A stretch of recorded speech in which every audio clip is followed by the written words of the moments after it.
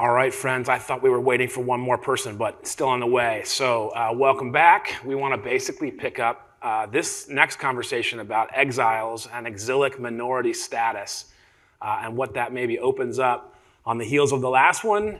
You know, if we were talking a lot about sort of institutional decline in trust across a variety of institutions, including religion, where do we find hope? And I think the idea here is that, if lots of faith traditions in the United States were previously more populated, more engaged, more active in a way, and now we're at a time when that has declined, is it possible to learn from exilic minorities, from groups like Orthodox Jews, like Buddhists, the Daily, the New York Times Daily yesterday had a nice thing at the beginning about the raisin for the Buddhist sort of experiment with delay, with sort of presence. Is it possible to learn from different communities in a way that's inspiring, that's hope-giving, from Seventh-day Adventists, from Muslims, from smaller communities, particularly for the bigger ones where there has been decline? And so that's really the heart of this conversation. Now, Tim Alberta has published a couple books. American Carnage is one of them, but one of them is called The Kingdom, the Power, and the Glory.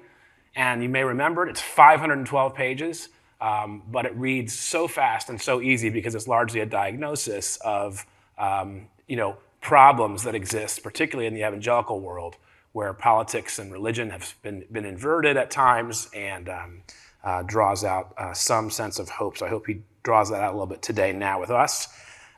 Basically, if there are new groupings, new sociological groupings that are being sort of emerging, creative, what can we learn from evangelicals who find themselves in a new space? What can we learn from Hindus as well to help us sort of advance a healthier, equitable public pluralism? That's the point. So you have their bios. Just to quickly say, Tim Alberta is the James and Wendy House Social Science Fellow at University of Michigan, Institute for Social Research. He published that book that I mentioned.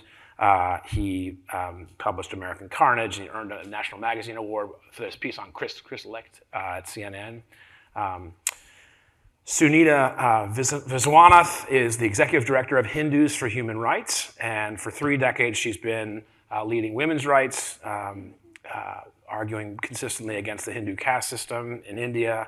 And I've actually been quite fortunate to know Sunita a little bit as a grantee working with the Fetzer Institute, and sort of watched her model like deep faith herself and deep awareness of others, deep commitment to thick multi-faith, interfaith cooperation. So thank you both for coming. We're going to go Sunita, and then Tim, and then over to you.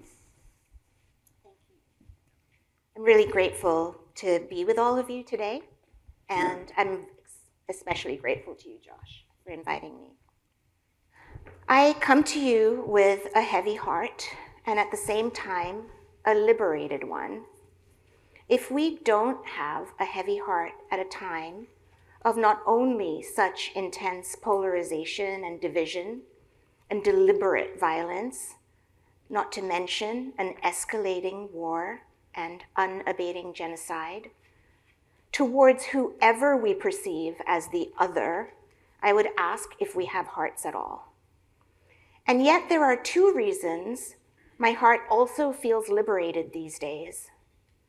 I lost my 95-year-old dad just 3 weeks ago. I was alone in the room with him when he died. And I held my mother-in-law's hand as she breathed her last a year ago. As crushing and unmooring as such loss is, it's also inescapable for all of us. Nahanyate hanyamane sharir, sings Lord Krishna in the Bhagavad Gita. It does not die, only the body is shed. And the notion of the finitude of it all, and a meeting place of all of our collective consciousness, gives me a great sense of a surprising relief and liberation. This line of thinking brings me again and again to the words of Jewish theologian Mark Ellis, who passed away in 2024. He may have already known he was ill when I heard him speak on a webinar. He said that as far as he was concerned, the Israel-Palestine conflict was permanent because it wouldn't be solved in his lifetime. And that liberated him from the burden or the desire to solve it. It enabled him to wake up every day and do his part without getting overwhelmed. I find that extremely instructive right now. Hindus speak of dharma, and people interpret that notion in different ways. For me, dharma is about knowing from day to day, hour to hour, what you're supposed to do. Given who you are, what role is the priority in any given moment? Mother, wife, daughter, activist, friend. And your own nature and inclinations, what is the thing you are supposed to do now? That is your dharma. And if you're living mindfully, you will know yourself well enough to identify that right action and just do it. No drama, no deliberations. You pour all of yourself in whatever you do, and then, and this is the hard part, you let it go. It's incredibly freeing, and I recommend it over the weight we're all carrying most days as we read our endless and insane and sometimes AI-created newsfeed. When Josh asked me and Tim to talk about exilic minorities, I found myself going to this place of ultimate and inescapable exilic minority, our mortality. When we close our eyes at night or during meditation, and we are alone with ourselves, and perhaps we ask, who is the I that is lying here? Isn't that the ultimate exilic minority, the minority of ourself? Ayam Atma Brahma. The Atma is the Brahman.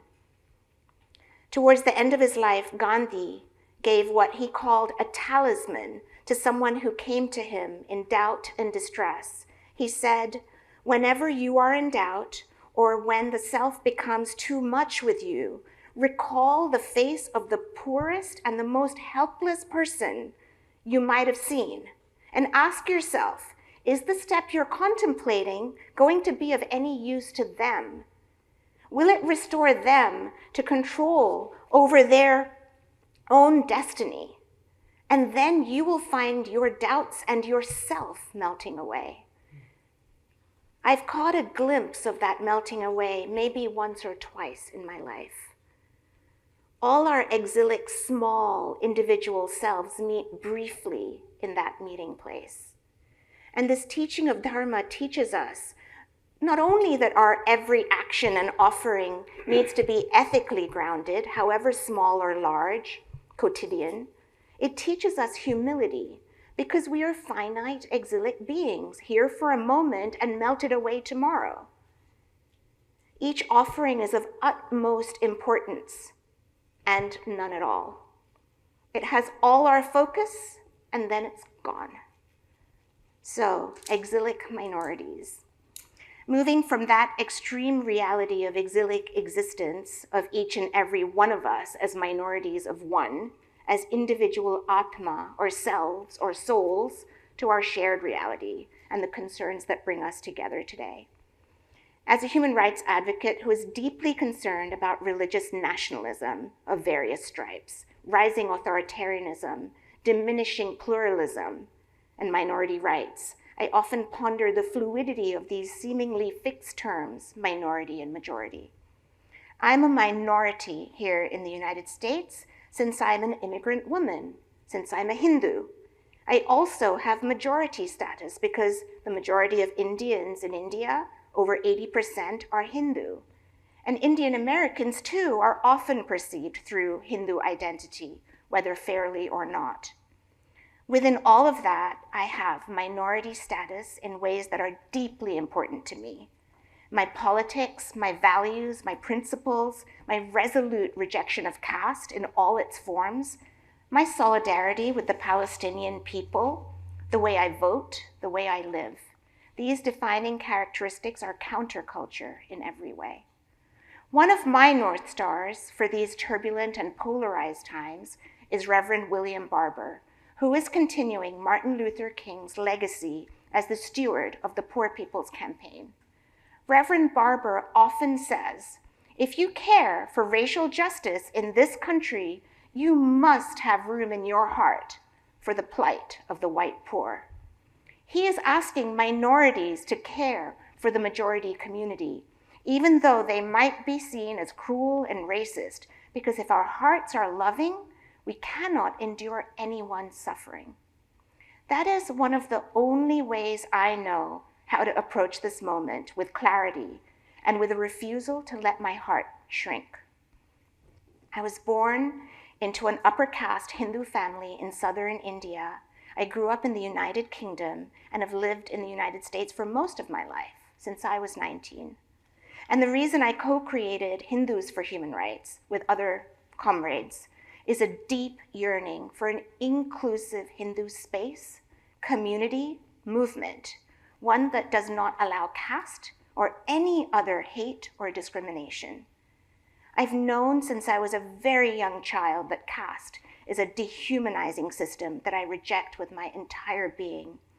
Dr. Cornel West once said, I am a Christian, but if my Christianity requires me to value a Jewish baby over a Muslim one, I shed my Christianity and adopt the religion of revolutionary love. That's the kind of Hindu I am. I will not value a Brahmin baby over a Dalit one.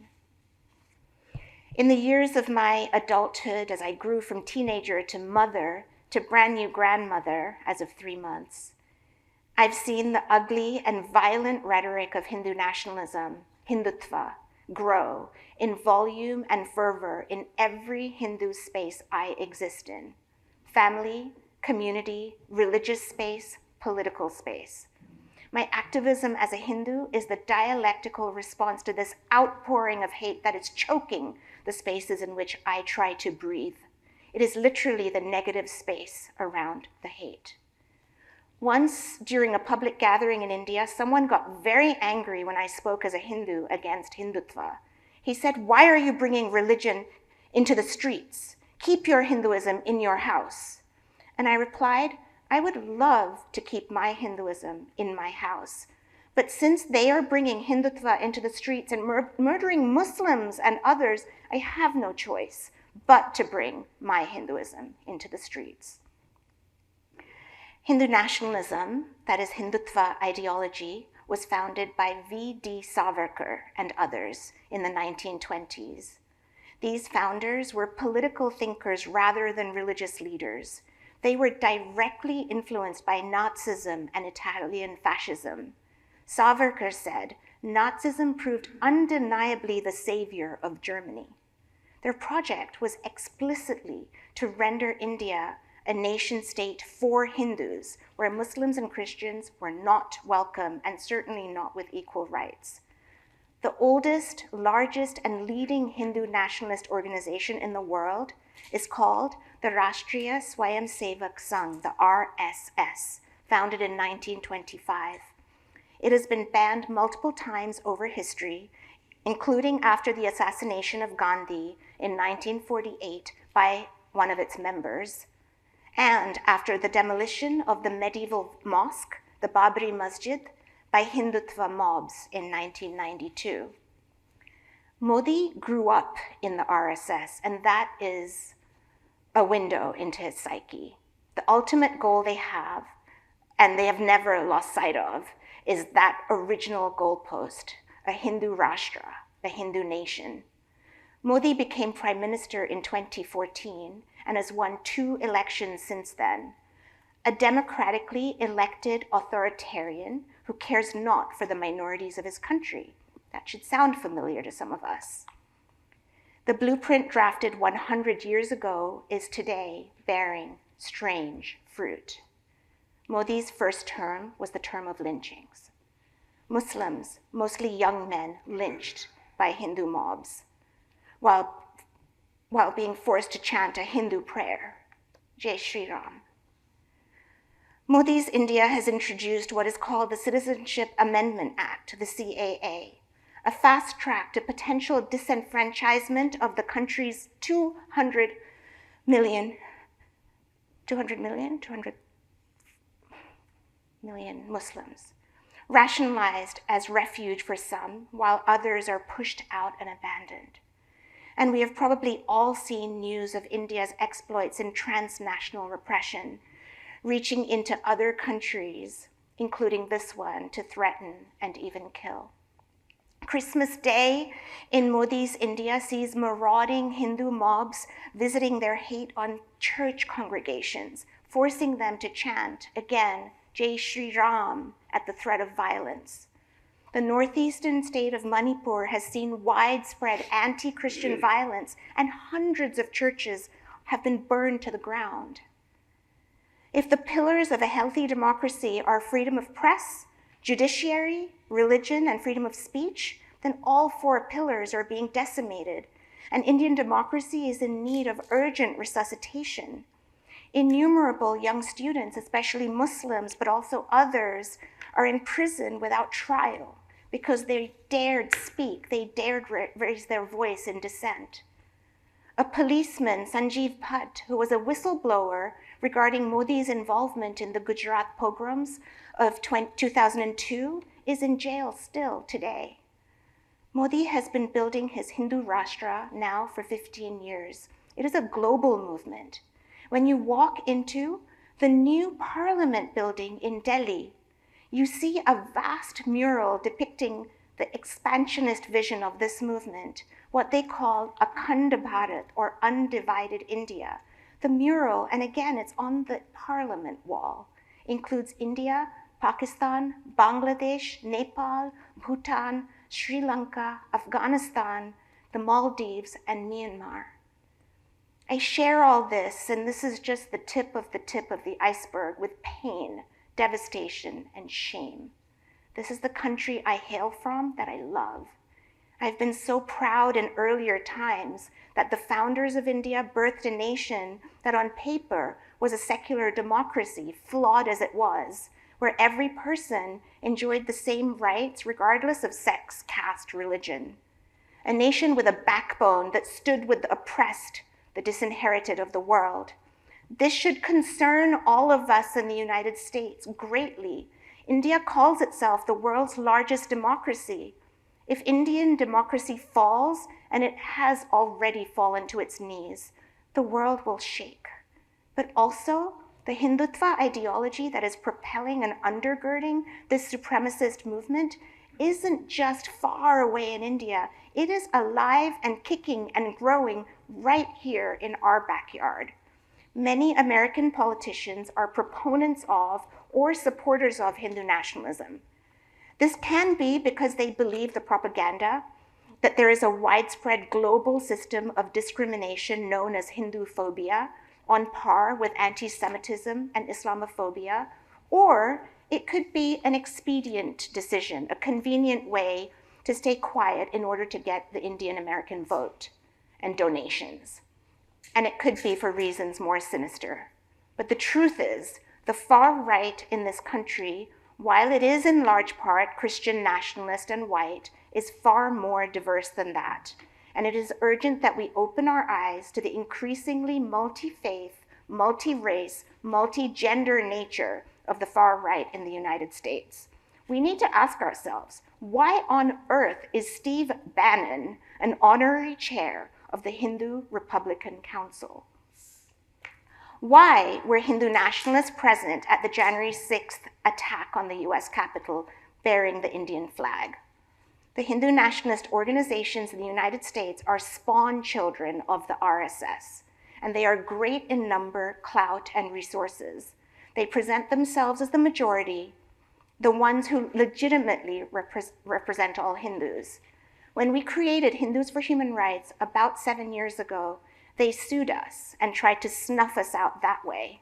Whenever we speak, they call us anti-Hindu, anti-India, and claim we don't represent our community.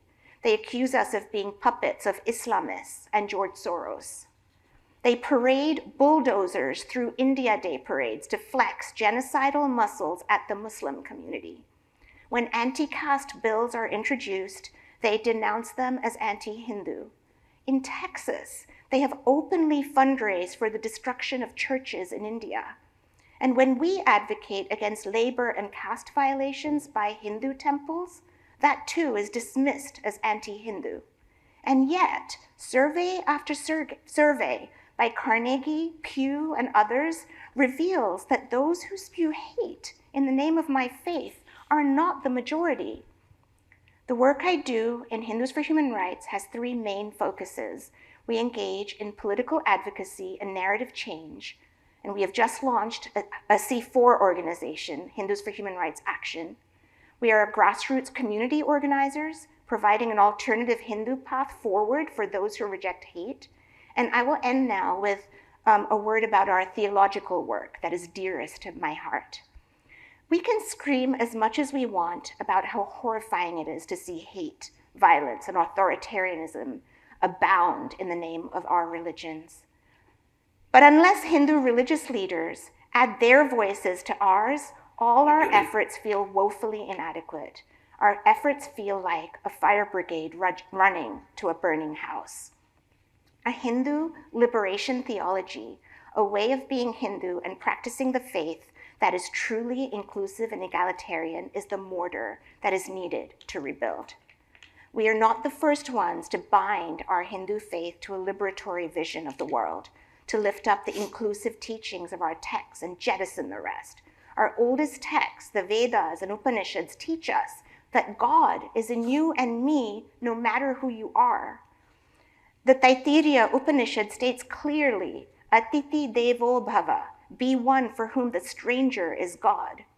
How would life be? What would the world look like if we didn't see anyone as other? The Bhakti saints that span the centuries, from the 6th century to the 17th century, Kabir Das, Ravi Das, Meera, Basavarna, Akka Mahadevi, Tulsi Das, Guru Nanak, and so many more, were resolutely rejecting caste, rejecting superstition, hypocrisy, and greed, and embracing the love-rooted teachings of all faiths. That too is part of Hindu legacy. Hindus are often asked, what is your sampradaya? That is, your spiritual lineage, and I answer this way. My sampradaya connects me to anyone and everyone through time who embraced Hindu identity and reject caste and fought casteism. The most famous Dalit leader in the world was Bhimrao Ambedkar. He was also the architect of the Indian Constitution and a thorough scholar of Hindu texts. After a lifetime of study, Ambedkar left the Hindu fold and became a Buddhist. He took hundreds of thousands of Hindus with him. Many see this as an indictment of Hinduism that leaves it utterly irredeemable. However, we should remember Ambedkar's parting message, and I'm paraphrasing. I was born a Hindu but will not die a Hindu. And yet, if Hindus want to annihilate caste, they do not need to look beyond their own scripture to find all the resources they need. It is social will that is lacking, not spiritual tools. And so our new project, Samadarshini, answers that call and grows that liberatory and anti-caste sampradaya that has always been there. The word Samadarshini is from a line in the Bhagavad Gita in which Lord Krishna tells Prince Arjuna that a truly wise one sees all things and all people equally. Through this project, which is partnered with Union Theological Seminary and Garrett Divinity School, we will gather and connect progressive and inclusive Hindu religious leaders around the world and support them in articulating a modern-day Hindu theology for our times that allows no hate and no other. The stated task today for me and Tim was to discuss exilic minorities asserting their rights against majoritarian and increasingly authoritarian regimes. I hope I have successfully upended these categories of majority and minority. My country of birth, India, sees a majority community, the Hindus, behaving as though they are a targeted and persecuted minority. Highly educated family members of mine actually believe that Muslims will outnumber Hindus in India within a decade, and this fuels their vehement support of the Hindu nationalist project. Whether it is from the most loving and inclusive teachings from Hindu texts, such as Atiti Devo Bhava, and Ayam Atma Brahma, or from teachers whose wisdom moves me, from the Bhakti saints to Gandhi and Ambedkar, to Cornel West and Reverend William Barber, I know what it is that I must do. I know that my dharma, my calling, my ethical and spiritual commitment is to see the divine in every person I encounter, especially the most disenfranchised, and as hard as it is, people who I don't agree with, and to prioritize connections and bonds across difference. The only way to fight division, polarization, and hate is to insist on unity, connection, and love. To live every day knowing that no one is free until we are all free. There is no other way forward. And in times like these, truth needs witnesses, and you are all witnesses. Your work can widen the circle of who gets seen as fully human. So when you tell stories about Hindus, or the Hindu community, or any community, please tell them in their full diversity and truth. Refuse the caricature, refuse the monolith. Don't tell the loudest, most extreme voices. Don't let them define the whole. Tell the stories of people choosing dignity over domination, care over capture, solidarity over scapegoating. Because when you tell the whole story, the public sees the whole world. And as for me, I will keep doing my part. And when the noise comes, as it always does, I return to Lord Krishna's teaching in the Gita. It is better to do your own dharma imperfectly than another's dharma imperfectly. Thank you.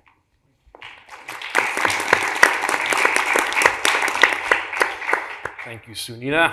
Tim, Alberta. Thanks, Josh. Hello. I'm honored to share this table with you, Sunita, my new friend, and I'm so sorry about your father. And Josh, with you, my old friend. It's a privilege to be here with you all. It's a privilege to be at Faith Angle. In fact, as Josh can tell you, a few years ago, I was so moved by one of these seminars at the Faith Angle Europe event that I wound up creating an entirely new chapter in a book that I was writing at the time about Christianity in America. And my eyes were just opened in ways that were surreal and serendipitous, and I'll always be grateful for that experience. And so I'm grateful to be here with you all too, and I'm sure some of you are sitting there wondering, so what does the straight, white, college-educated Christian dude have to say about being a minority? I'm glad you asked. I'll talk about that a bit as I go. I think I'll hang some of my remarks, which have been rewritten extemporaneously here over the last couple of hours. I came thinking that I was going to talk about one thing, but I think I'm going to toss that in the garbage bin and talk a little bit more off the cuff about this idea of exilic experiences and exilic minority status and really exilic freedom as it may exist. This term exile, specifically in a religious context or in a Judeo-Christian context more specifically, I think has been probably too narrowly defined. We tend to think of exile as the removal, right? Whether it's in the book of Genesis, the removal from the Garden of Eden, or certainly when we tend to think about the eventual exile, first of the northern kingdom of Israel, taken over by the Assyrians, or then later, a couple of centuries later, the exile of the southern kingdom to Babylon.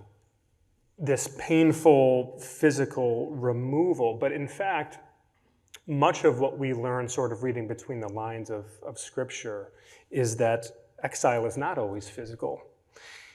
That exile, in fact, is really a longing for home. It is a sense that you are displaced and you are not where you are meant to be. And that's not entirely a physical phenomenon. Interestingly, translators of various versions of the Old and New Testament over centuries have tinkered with the wording around exile and often have made it synonymous in certain contexts with captivity. And here again, important to stress that captivity not necessarily being physical captivity. I'll expand on that a bit in a minute. But I think it's important to recognize that all of us, and certainly those of us who are people of faith, and I would argue even more explicitly, those of us who identify as Christians, we are all in exile. The question really is, does that experience in exile confuse our identity, or does it clarify our identity? And I think that's what I'll talk with you about just for a few minutes here today. Because effectively being in a state of exile and longing for home, feeling this removal, this detachment, this displacement, it gives us a feeling of having been turned away. And when I talk about this idea of confusion versus clarity, I think the fundamental difference may ultimately be this question of, are we turned away as a punishment for disobedience, or are we turning away in obedience?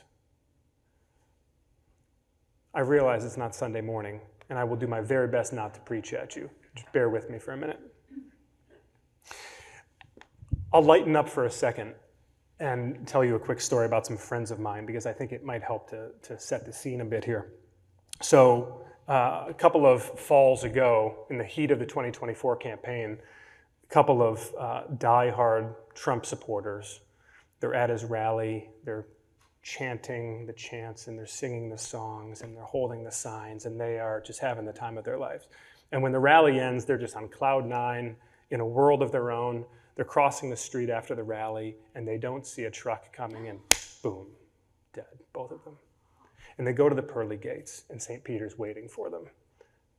And St. Peter says, "Gentlemen, welcome to the afterlife.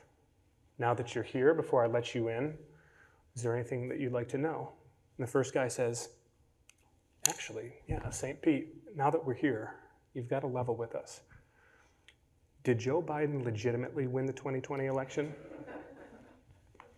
And St. Peter says, "My friend, I'm sorry to disappoint you, but the answer is yes. Yes, he did. He won it fair and square." And the second guy leans over to his friend and he says, "This goes even higher than we thought." That's right. Now, I said that that's a story about some friends of mine, and it is. Because those two dudes, those are my friends. Those are my family. Those are the people in my community. Those are the people I grew up with, the people I love. And I'll talk more about them in a little bit. But really, my best friend in that story is Peter. All of us in this room are pretty well read, and we've all surely had these experiences with literature where when you read enough about someone, they come alive, and you see them as something more than a character on the page. There's someone who you know. There's someone who you can relate to. I want you to think with me for a second about this character of Peter. Those of you who are learned in the Christian tradition will know more about him than others, and that's okay. But Peter's this fascinating guy. You know, Jesus picked 12 of the weirdest dudes walking the earth at that time to become his disciples, and probably none of them were stranger than Peter. All of the commentaries, all of the historical study we have on Peter points to a guy who was a loudmouth, a roughneck, maybe a bit of a drinker, someone who was always spoiling for a fight. Most of all, always spoiling for a fight with the Romans. The Roman Empire, which was at that time, of course, subjugating the Jewish people in Palestine and really subjecting them to a brutal and violent and dehumanizing occupation. And Peter, like so many of his Jewish contemporaries, have spent hundreds of years, generations upon generations upon generations, after the exile, waiting for what? For one thing, for this promised Messiah. this promised Messiah who was going to be one part Chuck Norris, one part Billy Graham, who was going to ride into Israel on a flaming chariot, sword drawn, and he was going to slaughter the Romans. He was going to return their ancestral land to them. He was going to make Israel great again. Can I get an amen? That's what Peter wanted. That's what all these guys wanted, but Peter in particular, right? Peter is a bit of an early Israeli nationalist.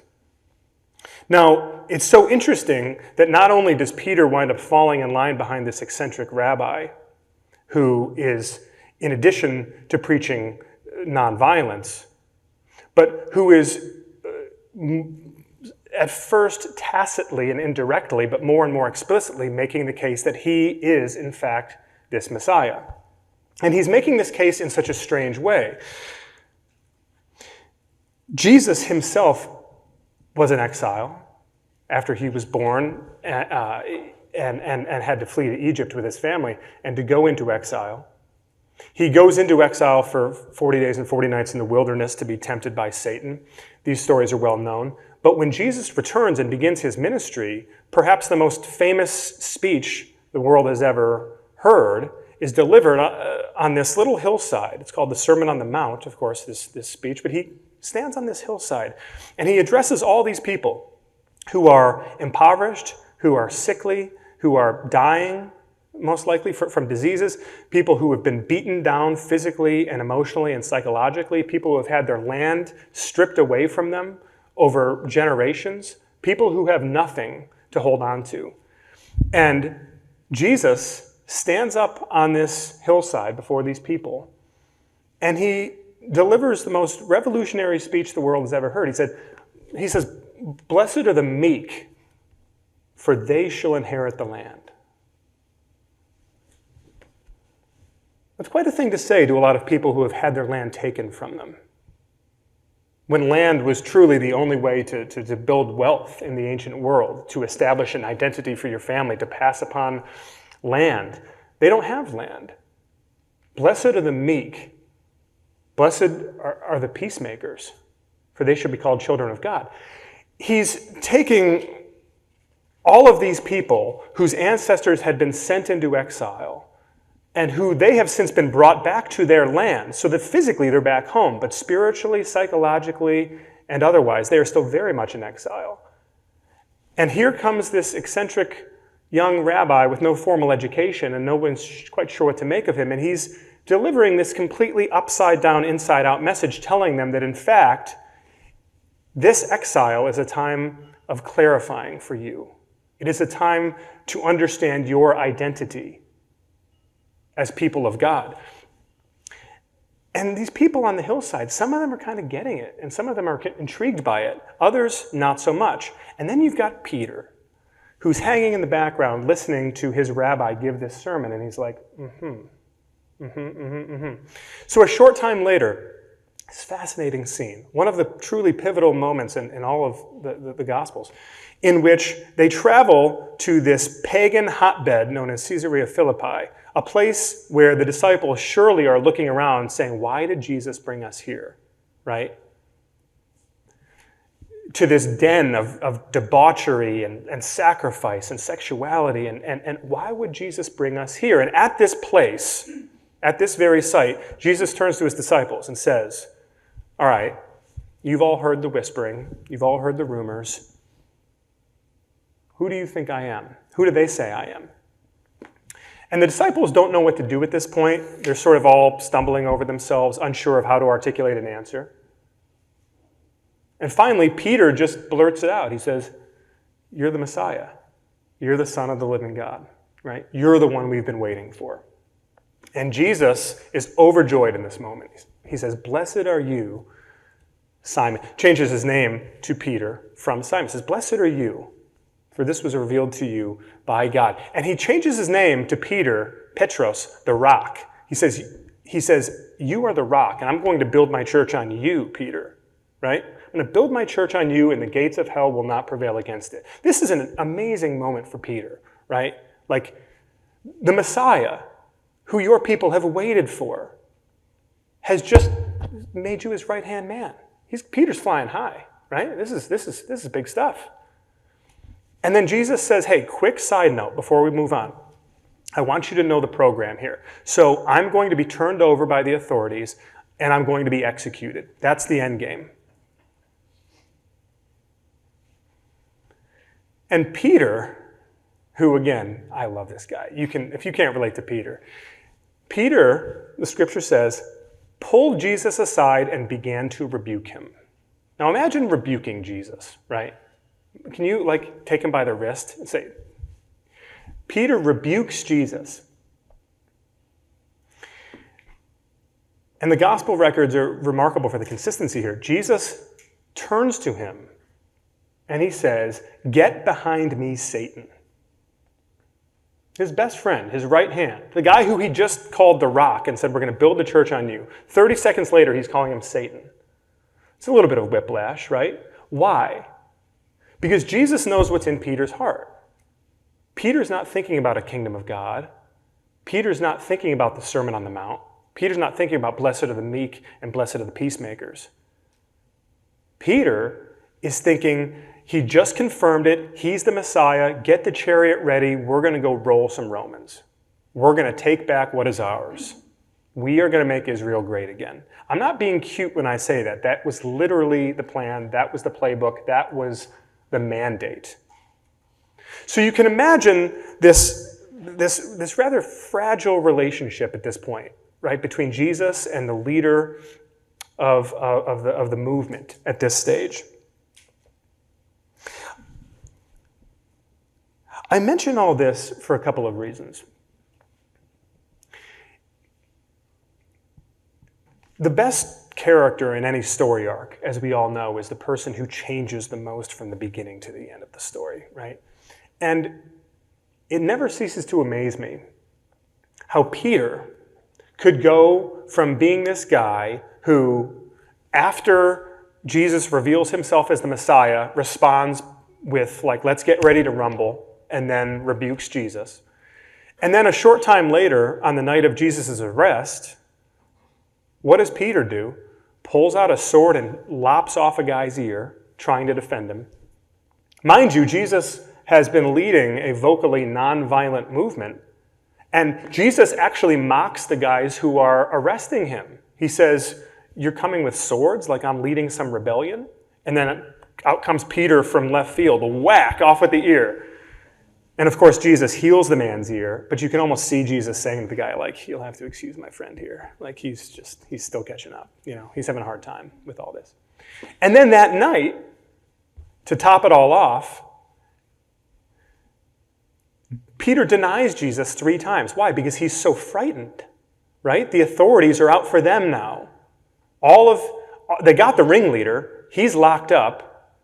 They've pushed a crown of thorns onto his head. They're ready to hang him from a tree naked until he suffocates and dies. But now they're out for the rest of his guys. And Peter's so scared that he denies even knowing Jesus 3 different times. It was all right here for him.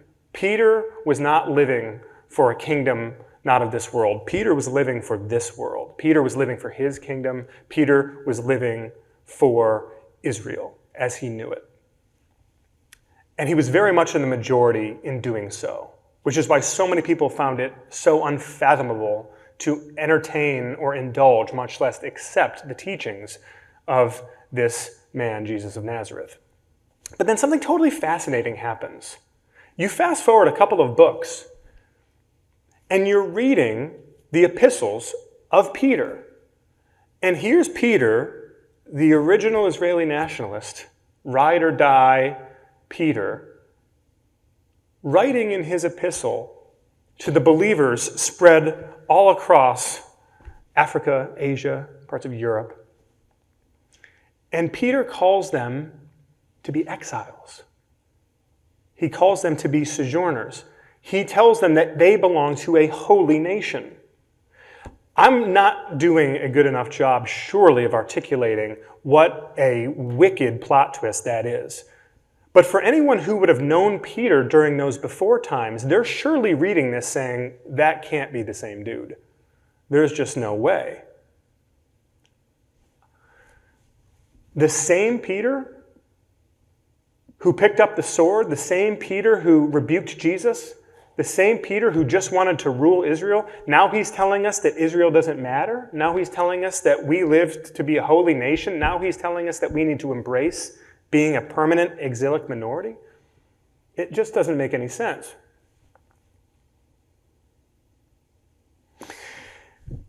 But you see, it makes sense in a very narrow context. I've had this strange experience. Sorry if I keep booming into your microphone here. I've had this very strange experience of being raised in a, Josh, I meant to start my stopwatch when I began, okay. So just throw something at me. Yeah, I know the drill. I've had this very strange experience of being raised in an evangelical subculture that, despite being majoritarian in almost every meaningful way, culturally and socially and politically, specifically where I grew up in Southeast Michigan, has lived with this fear of becoming a minority, of having its status taken away. And I lived this quite intimately because I'm the son of an evangelical minister.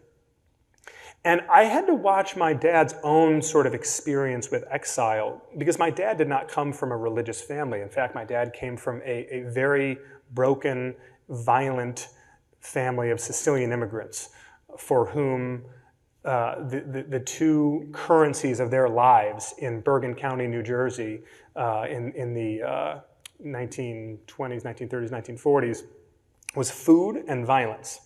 And so my grandfather, Frank Alberta, opened a small restaurant that was effectively a front for the mob. And if you can dig up the New York Times review, it's great because the food was so bad, and it was pretty clear that food wasn't really the reason they were there. And my dad had brothers who were violent alcoholics, who were womanizers. He had uncles in the university, which was prison, for murder. And it was really a mess. And he had a mother who was suicidal, and his dad ran around town with every woman and was just a terrible role model. And everybody in the family was in on this, except for my dad, who for whatever reason from the time he was young just wanted nothing to do with it and was sort of horrified by this lifestyle. And so my dad went into exile. He went to college, he got a degree, he started working in finance and made a bunch of money and married his high school sweetheart, my mother, and they were living the yuppie style in New York with a Cadillac and a beautiful apartment and a bunch of money in the bank account and a whole lot going for them. And so he'd gone into this sort of self-imposed exile from his family, and in fact, that remained for the rest of his life. The first time I met several of my uncles was at my father's funeral. They showed up, and my brothers and I felt a little bit stoned because we're looking at these guys walking in wondering who they are, only to realize that they were our uncles. But you see, that period of exile was not entirely clarifying because something was still missing in my dad's life. And to tell you the very short version of a long story, he winds up finding Christ and converting to Christianity. And not only that, but entering the ministry and leaving behind this very lucrative career in finance. And now his family really thinks he's gone entirely mad, and he's gone into a different kind of exile. But you see, that question again of whether exile is clarifying or confusing, it's something that I watched play out in my own life, in my own household, in my own family, and frankly that I continue to watch play out. Because to follow Jesus truly is to embrace this idea of a kingdom that is not of this world. And for those of you who hear that and struggle with it, you should. It's pretty bizarre. It's not something that I would expect people to just sort of nod along to. No, it's a pretty radical idea. This notion that you, instead of reaching for the sword to protect the state and to fight for this earthly kingdom, that you would instead pick up the cross and that you would die to self, metaphorically, symbolically, but perhaps literally as well, because your kingdom is not of this world and that your identity is not of this world. And what I began to see is I was raised in this evangelical subculture. that lived in this constant fear of becoming a minority, this constant fear of a wicked, pagan, secular, progressive government that would erode its rights and that would ultimately try to shut down churches and that would strip us of the ability to preach the gospel and to share the gospel. This was the sort of beating heart of the experience of the evangelical subculture from which I emerge. And what was most problematic was at times seeing the ways in which my own father, who was a military veteran and someone who grew up during this time of the counterculture in the 60s and sort of rebelled against the counterculture, so the counter to the counterculture, very much invested in this idea of America as a force for good, not only in the world, but as America as a force for good in spreading the gospel to all the nations. This idea of America being almost inseparable from Christianity, it began to spread like a plague. And I could see it as a young person. And then as I became a young career person, and as I got a little bit older and had to get glasses and the gray hair started coming, I started to see it more clearly. And it's a very troubling thing to try to get your arms around as a Christian living in this moment, because as I joked at the beginning, what would I know about being a minority? But in an age where Jack, you'd know the stats better, anywhere from 80 to 84% of self-identified white evangelicals vote for Trump, that makes me a bit of a minority. Also didn't vote for Kamala Harris, makes me even more of a weird minority. How does this guy try to get his head around living in this world when he says that his kingdom is not of it?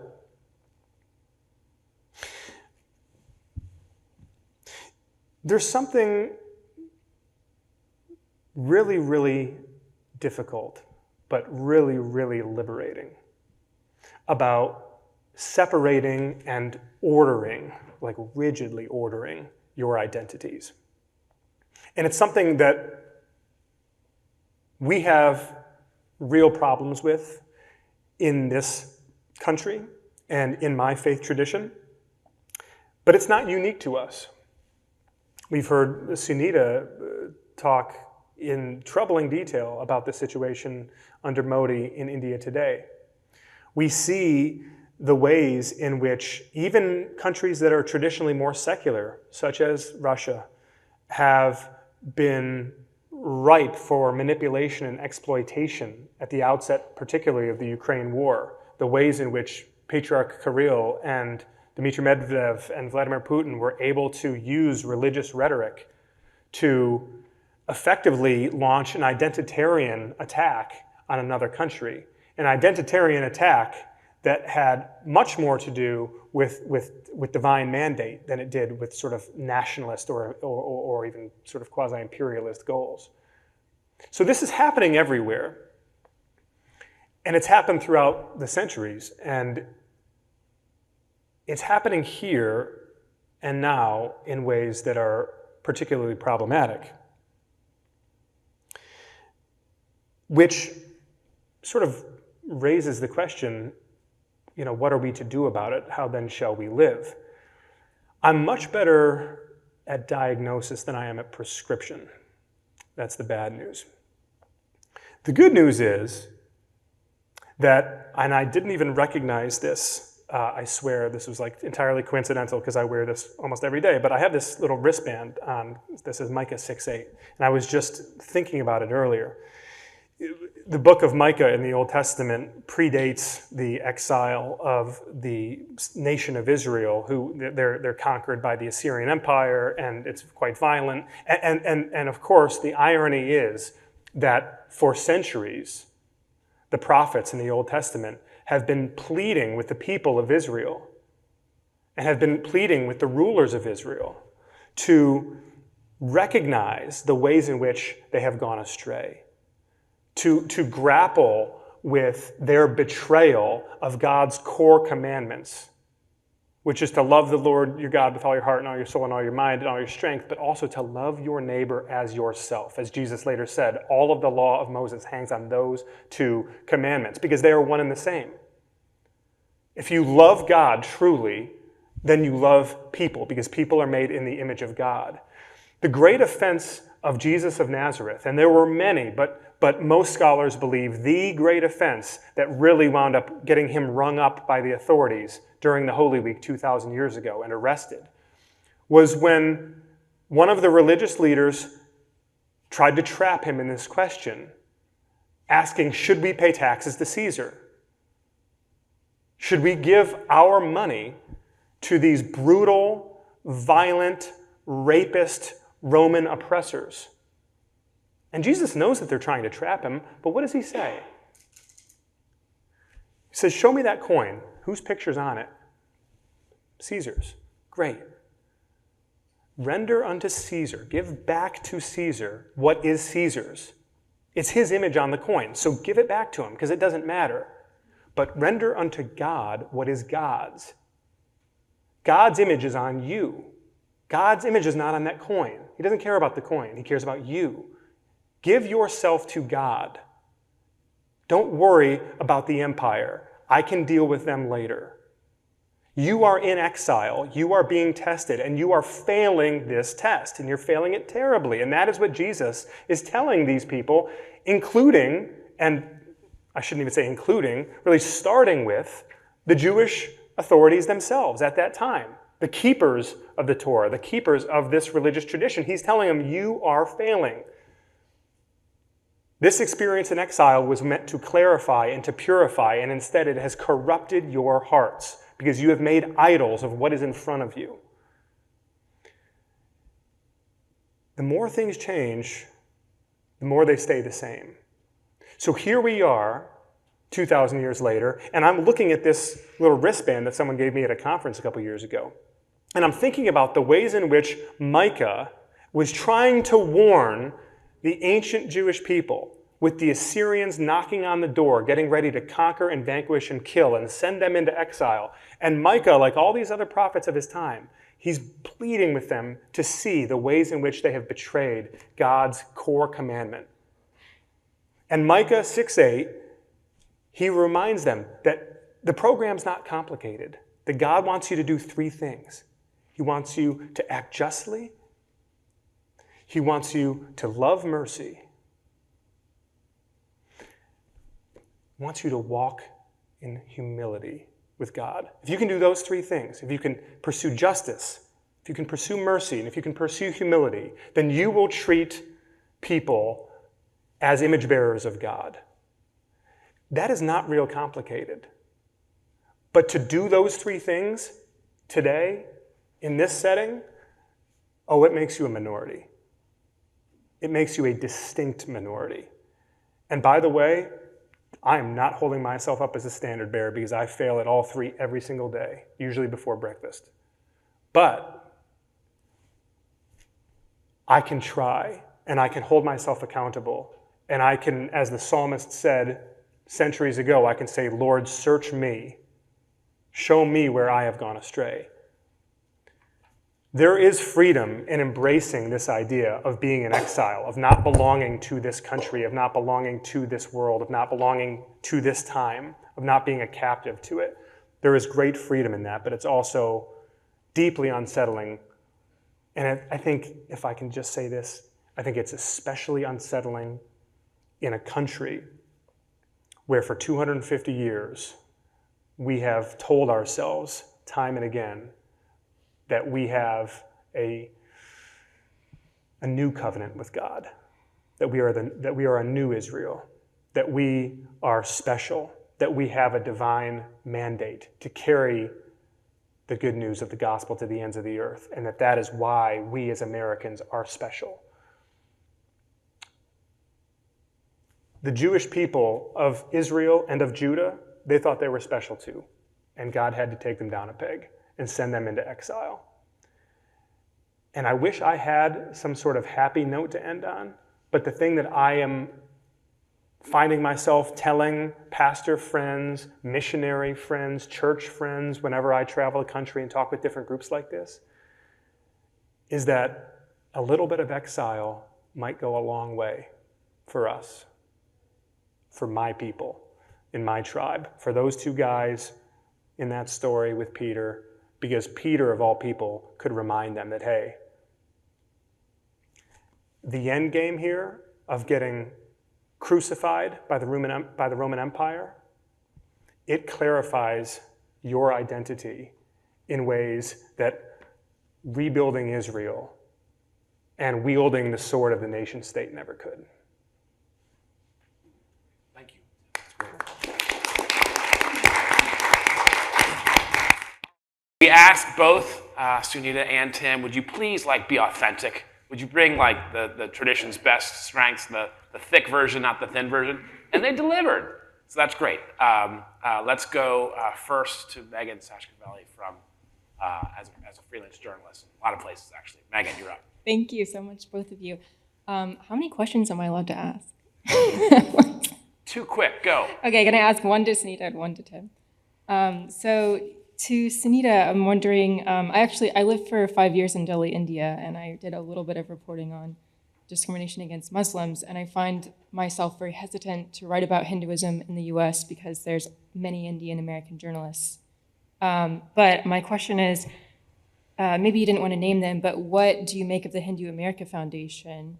And can you give some red flags for reporters of Hindutva? And for Tim, I wanted to say I really enjoyed your book. It was very convicting. I also grew up white evangelical in Texas. And when I moved to Manhattan when I was 18, I found a lot of people in disbelief that some evangelicals would consider themselves a minority in America. But at the same time, I was like, I don't know anything about Green Day, never listened to Britney Spears. Do you know Point of Grace? Do you listen to Reliant K? Because that's my world. And no one else knows what I'm talking about. And so I wonder, there's kind of this paradox of evangelicals existing outside of the cultural mainstream. Maybe they used to be kind of contentedly doing so, and yet having state power. And what do you make of Aaron Renn's concept of the negative world, of this concept that, conservative Christians or doctrinal Christians, whatever you want to, whatever he calls it, are punished socially and professionally for their beliefs now, and they used to maybe not be. And can I just have one more question? Please, go. Okay. I've been waiting. I stored up credits from the last session. But I also want to ask Tim, do you think that there is a healthy version of Christian nationalism in terms of some people would argue that a lot of Western institutions were built with very Christian ideas, such as equality. Maybe you could say that pluralism is a form of meekness. So is there any room to reshape the conversation around this contested term of Christian nationalism to be something particularly American and positive? I firmly believe that people who are not of a particular identity should write about issues of those other identities. I don't like the trend towards people of a particular kind being given jurisdiction over that issue area. I think we're all, in every which way bankrupt if that's the way we do it. So I encourage you to please, especially if you have such insights from having lived there, please write about the community issues from your perspective. And often when issues to do with the Indian community, the Hindu community are written about, there are no you're talking about religious nationalism, Hindu nationalism, and there are no interviews with Hindu people. And then whenever you do see a Hindu person who's identifying as a Hindu in an article somewhere, they tend to be a Hindu nationalist. So I don't know. You're a journalist, I'm not, so I don't know what one does about that. But it's a real...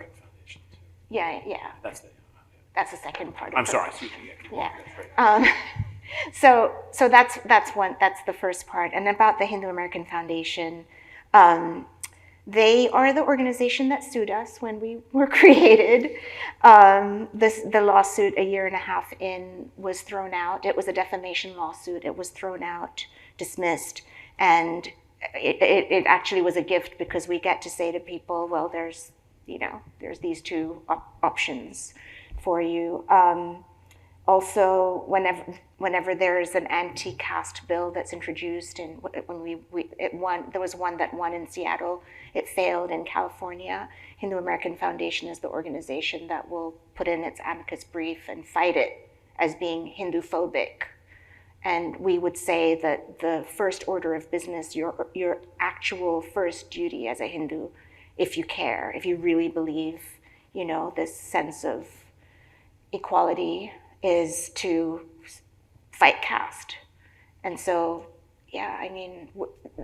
and yet we're from the same community and we have many sort of people and many things in common, and hopefully there will be a day where we can sit at the table and talk to each other, but it's not really possible. On the day that President Trump was elected this time around, Hindu American Foundation and its leader tweeted about the Hindu Project 2025, if that's a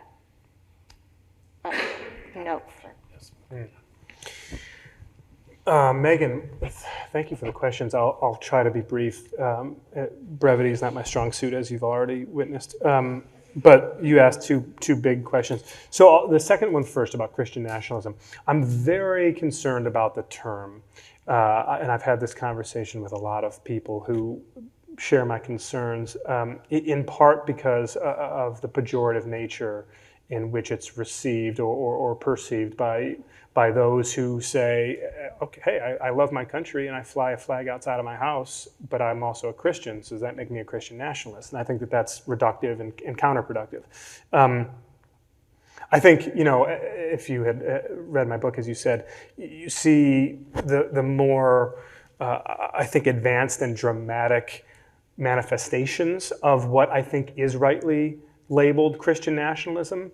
And that's where my concern really is. I think it sort of exists at this intersection of bad theology and bad history, and the bad history is sort of a prerequisite for the bad theology. And so when you see these very well-financed, well-organized efforts around the country to, at the school board level, at the state legislative level, to quite literally rewrite the history books, to try to indoctrinate children into a system of belief in which this country was, in fact, founded as something of a wink-nod theocracy, that our institutions were meant to be governed by European white Christian men. Suddenly, once you've done that bit of social engineering, then you can begin to interpret and preach Scripture very differently. And we've seen that happen in real time. This is not theoretical, it's not abstract, it's happening like right now, like it's happening in your backyards around the country. And it's something that I think presents a very clear and present danger to the state, yes, to the country, to the nation. But again, I'm much less concerned about the nation than I am with the church. Because that, again, is just where my identity is found. And so while it's true that Christian nationalism does damage to both the nation and to Christianity, my real concern is about the legitimacy of the church. The other day, pulling out of pickup at my kids' Christian school, a friend of mine who I'd never seen their car, but they pull out in traffic in front of me, and on the back of their car, they had this massive sticker of a cross wrapped in an American flag. And it took all of my self-control not to pull up alongside of them and say, hey, let's go get a coffee and take that sticker off your SUV.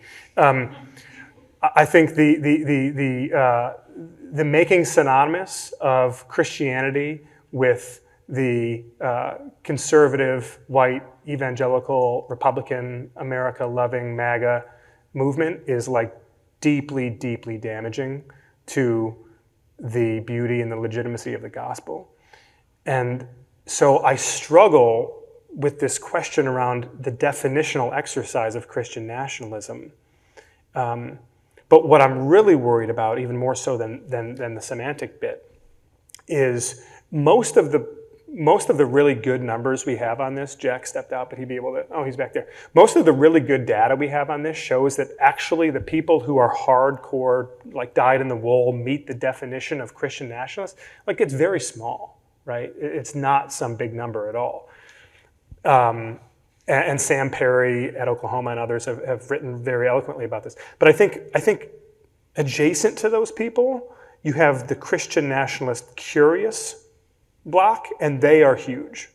And when you have leaders in political life, in cultural and civic life, who are actively engaging this idea of litmus tests, religious litmus tests for immigrants, which Trump talked about openly during the last campaign.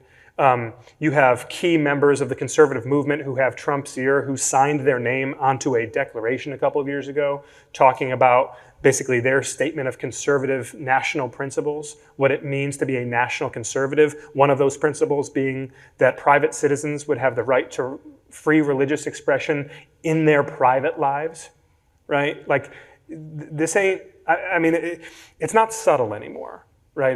This is not like it's something that's being, whispered at the margins of society and that we're trying to blow out of proportion. I think it's something that we and our children will be confronting head on in the years ahead. Very quick note on Aaron Wren's essay that you mentioned. I think Aaron Wren is a smart guy, and I think he raised some legitimate points, but I think that the fundamental flaw of his essay was when he says Christian in his essay, he's talking about white Protestant men. When he talks about how prior to 1994, it was a positive world in which to be a Christian and to hold Christian views, I think the black church in America might have something to say about that. I think the Catholic Church in America might have something to say about that. I think there's an awful lot of people who went unaccounted for in that essay. And even though he raised some really interesting and thought-provoking points, I think that was a major blind spot that went unaddressed. Ruth Graham's pretty good following him. You both were speaking about majority groups that live with, or where there are elements of the culture around those majority groups that are preoccupied with a sense of threat that they may in some way lose their dominion. And Tim, you talked about exile as almost as a solution to that to some degree. But I'm wondering about ideas you might have about how to engage people who live with that sense of threat that is largely theoretical or imagined for them under current circumstances in a way that doesn't dismiss the sort of real anxiety that underlies it, while at the same time helping open perspective or in some way channel it differently. I think that we have to talk about the fear that prevents people, so many people, from speaking about the Indian or Hindu American community, not just the Hindus, but all Muslim Americans who are from South Asia. Many people who have concerns about their jobs and their immigration status and their ability to travel back to their homeland to see their families, they are very hesitant to speak on community issues. So it isn't just this. It isn't just the fact that there's this perceived sort of threat. There's also a very real material danger. So many people from the Indian American community and also other countries, Australia, UK, who have spoken their opinion about what's happening in India, Modi and all the rest of it. They will have their OCI status, that's Overseas Citizen of India, like a visa, taken away. Their families back home will be, targeted with certainly phone calls and things like that. So I just want to really emphasize there's a reason for people's fear. But in terms of what to do about it, I think it's really important to get the stories out when somebody does speak and there is, a consequence to that dissent being expressed, or sometimes it isn't even as highfalutin as dissent. It's just they've spoken and they've just inadvertently said something that is taken as dissent, and then suddenly the whole world comes crashing down on them. I think those stories should be told, and I think that journalists should engage. I mean, I was saying to somebody that there's more Indians than Chinese people on the planet now. What happens in the global Indian, diasporic community is really relevant to all of us. So these issues, and the similar things are happening in many communities, but I think that, asking the questions and writing the stories it's really important. Rachel, I'm sure that you, among others, were probably wondering at some point, like, why is this dude spending so much time talking about AD 30 through 33 when there's so much happening right now in 2026, and you would be completely justified for wondering that. The reason is because there is nothing new under the sun, and because what happens now is, I think, truly best addressed by what happened then. So this idea of being under siege, this idea of a coordinated assault on our values and our rights and our way of life. Let's take it entirely at face value. Let's pretend that it is happening in the most extreme way imaginable. We profess to follow someone who said, they will hate you because they hated me, who took care time and time again to tell his followers that if you follow me, you will be oppressed, you will be mistreated, you will be killed. You will be persecuted. This is like, it's not in the fine print. Like, none of them were duped. This was not a messianic bait and switch. Everybody who followed Jesus at that time understood it, which is why the 1st century, 2nd century, 3rd century is rife with examples of people being fed to the lions and being used as human torches in Nero's garden, and singing hymns in rejoicing while doing so. Because the understanding was that you signed up to be under siege. No one forced this on you. My dad had this beautiful painting in his office when I was a little kid called The Light of the World that was painted by William Holman Hunt, a very beautiful old Christian painting. And there's this picture of Jesus knocking on a door in the dead of night. And he's wearing this filthy garment that has this beautiful, majestic robe tied over it. And he's got this beautiful gold crown that's pushed underneath the crown of thorns on his head. And he's just knocking on the door. And when I was a little kid, I'm staring at this painting. I'm like 5 years old, and I can still see in my mind's eye my dad saying, "Do you notice anything about the door?" And I said, "No." And he said, "There's no handle on the outside. That door is your heart, and it can only be opened from the inside. God's not going to knock down that door." We are now living out an expression of Christianity in this country where Jesus has a SWAT team outside that door with the battering ram saying, "Ready or not, we're coming in." And what that breeds, among other things, is this terrible sense of entitlement that we somehow deserve to be not just a majority, but we deserve to be in charge. We deserve to call the shots. And any slight erosion of our perceived rights or our perceived status, whether that's gay people getting married or whether it's some court ruling on some culture war issue, we now take that not only as an acknowledgement that we are under siege, but as license to lash back. And it's just so fundamentally misaligned with the teachings of Scripture that the only conclusion you can reach is that people actually aren't that steeped in Scripture, that they're being discipled by something, but it's not the New Testament, right? That their formation is cultural and sociological, that they're spending an awful lot of time listening to conservative talk radio or watching Fox News, but not a whole lot of time actually sitting with the Word of God and studying the life of Jesus. And that's why I spend most of my time here talking about 2,000 years ago, because if there is a remedy, to the extent that there is, it's nothing I'm going to say, or that Josh is going to say, or any pamphlet I can give you, or 512 pages of slop that I wrote down. It's like it was written down then, and it's the only blueprint that exists. I remember actually from this book that I Tim Alberta's dad was a pastor. And it kind of comes through. It kind of comes through. All right, Dilshad Ali from Interfaith America magazine. From a lot of places. Can you hear me? You bet. Sunitha, it's been really great to hear you talk. There's the journalist part of me. There's a part of me that's also an Indian Muslim from India. Well, my family, not me. I'm from America. But as I've watched the rise of Modi and the friendship between Modi and Trump and the way Hindus, so many Hindu people who I grew up with in the US turn towards Hindu nationalism, I have to wonder if you take it back to scripture. Tim, you take things back to scripture all the time about what originality of the meek shall inherit the earth and things like that, what that actually means. What does Hindu scripture say about inclusivity, plurality? Where does the justification, scripturally wise, religiously wise, come for what this movement is?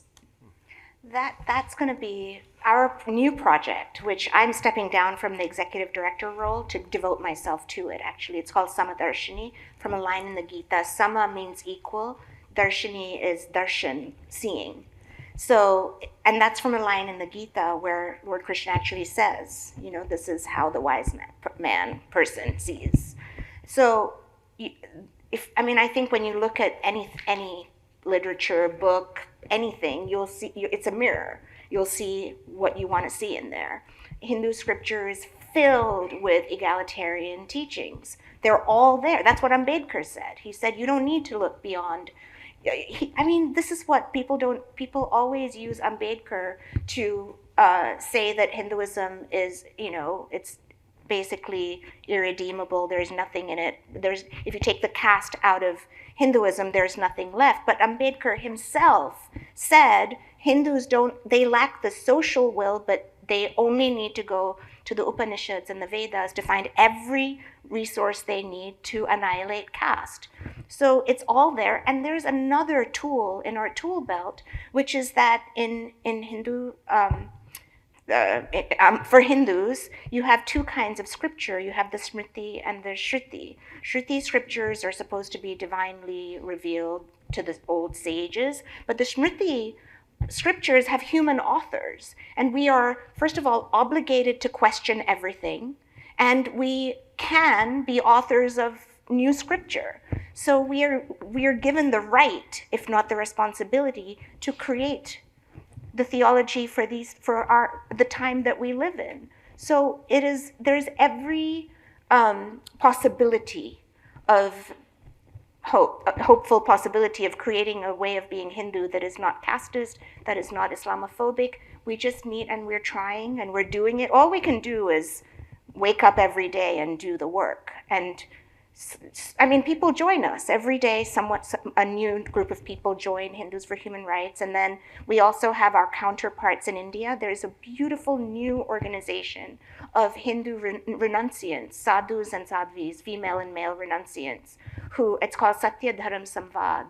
And I was saying to a friend here, I think they're the bravest people in India to stand up as saffron-clad religious leaders in India where, I don't know. I'm terrified for their lives, actually. They go into the place where an election is happening, or a church has been burned down, or Haridwar in northern India, where in December 2021, hundreds of Hindu religious leaders called for a genocide of India's Muslims. They went there to do a gathering.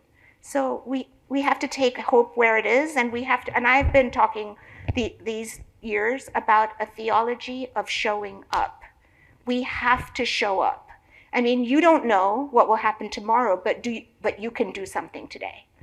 And that's about all you can do. Just add as a quick addendum to that, I think one major thesis of this project is that it's just irresponsible to realize that there are 1.2 billion Hindus in the world and know nothing about Hindu scripture or theology. Yeah. If you're a diplomat, if you're State Department and you work with people, 1.1 billion in India. It's irresponsible not to think about the fact there's 2.3 billion Christians and 1.9 billion Muslims and 500 million Buddhists. It matters. 3.6 here in this million in this country. 3.6 million, so 1% Hindu here. Yep, 1%. Anyway, comment, Tim, or we? No. Okay, let's go to Matt Brown from the Washington Post. Thank you, guys. Matt from Associated Press as well. Sorry, old habits die hard. Congrats, Associated Press. I do miss the Post, but yes, different outlet now. I have 50 questions, but I would just appreciate both of y'all's thoughts on, I guess, one capacious one. Why, in your view, in this moment globally, as you all have described, are nationalist theologies proving more resonant in different countries with different political contexts, different social contexts, across, as you all described, Russia, India, the United States, other parts of the global south, including, as we see in Brazil, Mexico, southern Africa. I could go on. Why in all of these different contexts is what we can all somewhat agree to construe as nationalist theologies, why are those so resonant? And why are liberation theologies, as you all invoked Martin Luther King, Mahatma Gandhi, and different figures, is that in this moment forms of theology not as resonant with people?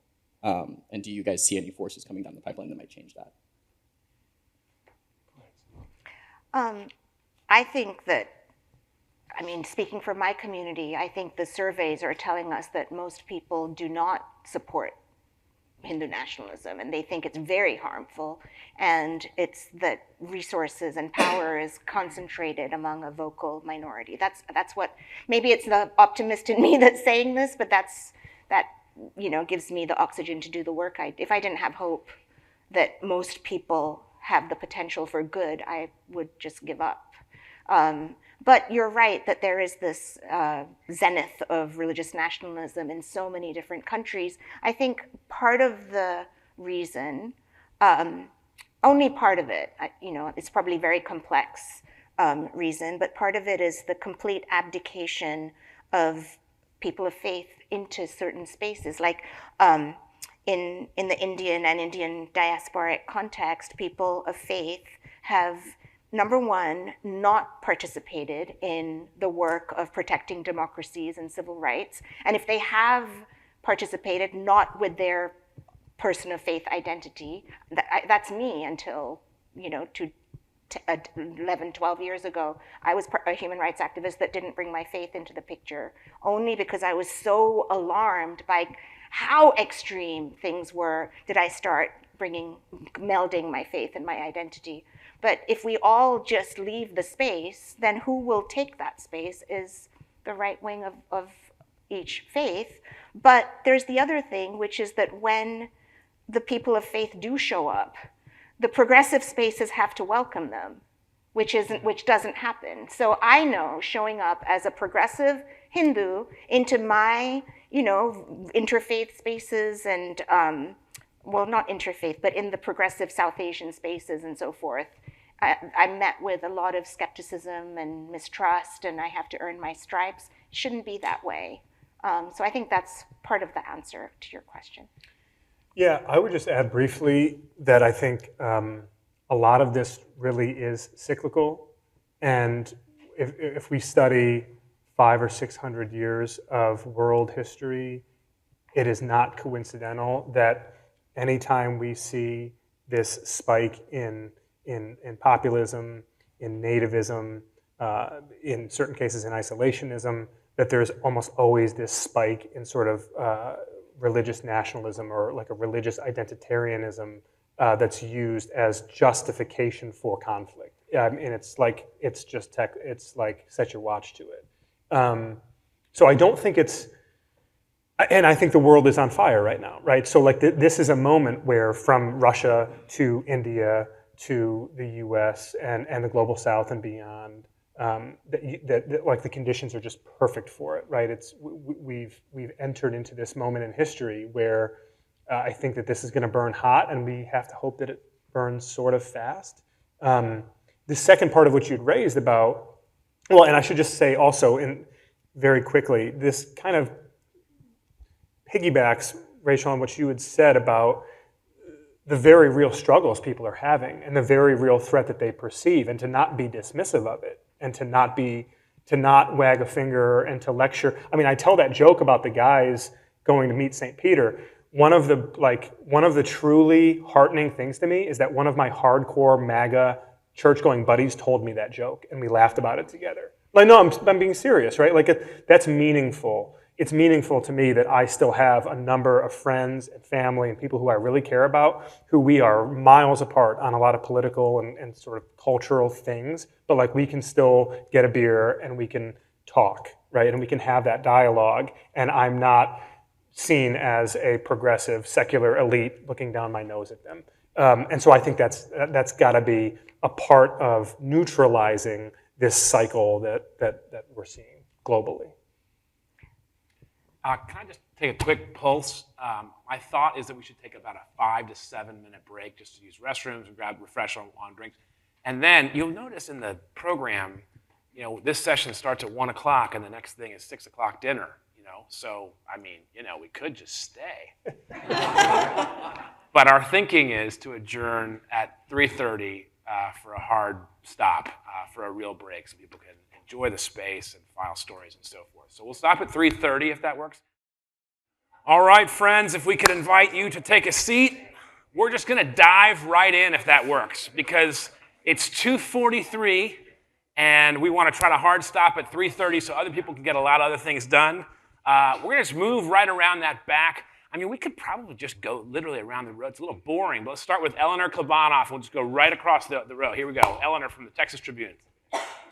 Not making Texas sound great today. We've also seen a pretty significant anti-Indian backlash and a lot of really aggressive rhetoric in the lead up to the election, including, a lot of sort of sudden hate against the head of the Texas GOP, who is Indian American. He's Christian, but I'm curious just what you make of sort of those like competing forces and where you see those trends going. That there was an 8% rise in the Indian American community, and the same stat for the Hindu American community in terms of votes for Trump in this last election. And I think, but then most communities had a similar rise. So in that sense, it's the same, it's very similar in the Hindu community than other communities, but it is very real, and all of us have relatives who fall into that that percentage. I think it's a question for us all of what are we going to do about. And I said it in my talk that when we think of MAGA, or we think of the people who participated in January 6th, there's a sense that they are white Christians. That's like, if you were to paint a picture, that's what it would be. I think, and this is something that only journalists can do, we need to hold a mirror to the country, because whoever we are, there are people who look like us who are part of this movement. And it has to enter the psyche of the country that extreme of our population is multi-faith and looks like us. I think that's the beginning of, trying to do something about it. Will Salatan from Bulwark.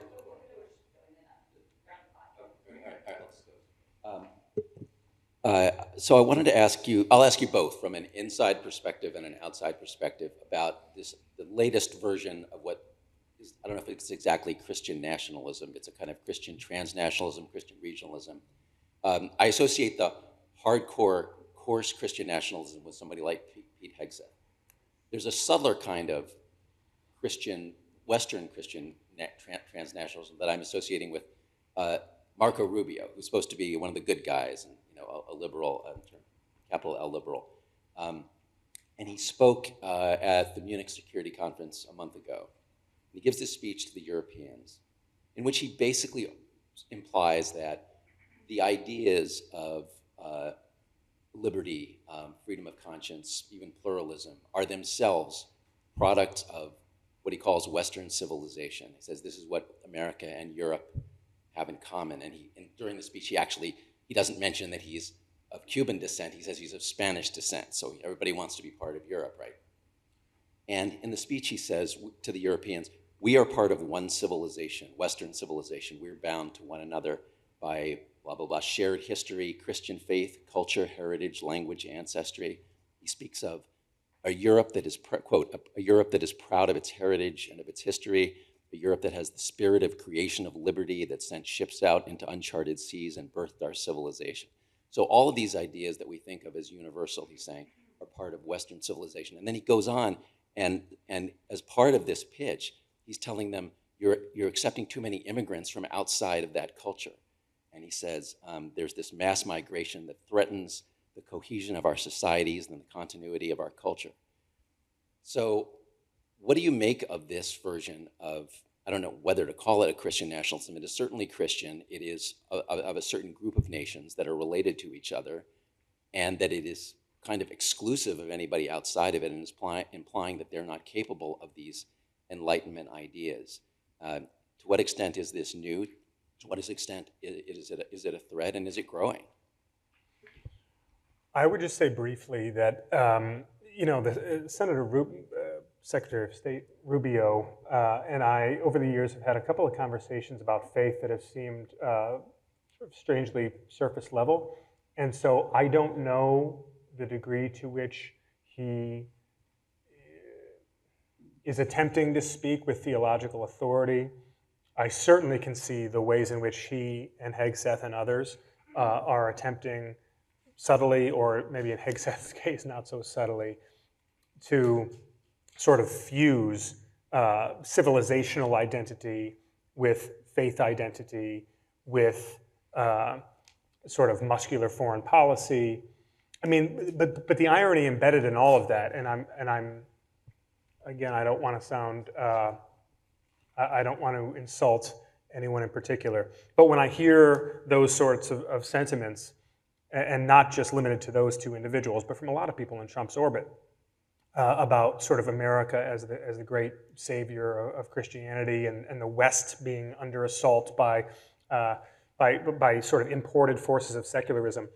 The great irony in that is that the migrants coming to this country are overwhelmingly more religious than the people here. Secondly, it is in Africa and in Asia and in other parts of the non-Western world in which we are seeing the most organic, explosive growth of Christianity, often in the face of hostile state action. You would think that a professing Christian who is the Secretary of State might find that piece of context worthy of inclusion when he's making remarks about the West being the sort of the vanguard of Christianity, when compared to Europe, for example, parts of Asia and sub-Saharan Africa are immeasurably more religious at this point than is the continent of Europe, just as one example. So it's just a bit strange, I guess, is the best way I can put it, and it's not a terribly eloquent way to put it, but I think that is such a American pie version of Christianity that it, like, for most people who hear that around the world, or who have done missions work around the world, or who are kind of familiar with the inner workings of the global church, they would just sort of roll their eyes, because it's not a great reflection of reality. Trump loved that speech. Ashley Parker, Atlantic. Thank you. I have a very brief anecdote and then a question. The anecdote pertains to what Tim and Megan were talking about, which is that my 7-year-old is very patriotic. And so I came home one day, and I guess on her behalf, my husband had hung a huge American flag outside of our house. And I walked in the door, and I'm embarrassed to admit it, but I was like, Mike, we're journalists. What are you doing? Because when you cover politics, the American flag so often feels like it has been co-opted, might not be the right word, but claimed for different political purposes. I was like, we can't signal the, Then my 14-year-old walks through, and she's like, I'm not MAGA. Like, what are we doing here? But my husband made the correct point that, like, you're allowed to be an American and there's no political value assigned to that. And so it still hangs outside of our house, the only American flag on our fairly progressive block. But my question is, Tim, when you were talking about your buddies at the pearly gates, and you said, these are the people you know intimately, you love them in your family, in your community, et cetera. I've covered Trump and the Trump movement since 2015, and so I have some understanding, but there's a lot of political journalists here, and I was wondering sort of what would you say is the key thing that the media still, despite all the trips to diners in Ohio, fails to understand about these people you live with and work with and love, and also is that key thing, has that changed since 2015 to now? Ashley, yeah, I think so. The two things, well, okay, I'll just focus on one thing really. And to the second question there, I think the answer is yes. It's changed, the intensity has waned, at least from everything I see, and not just in my own backyard in Southeast Michigan, but from my work around the country. Like, I definitely think the intensity has waned.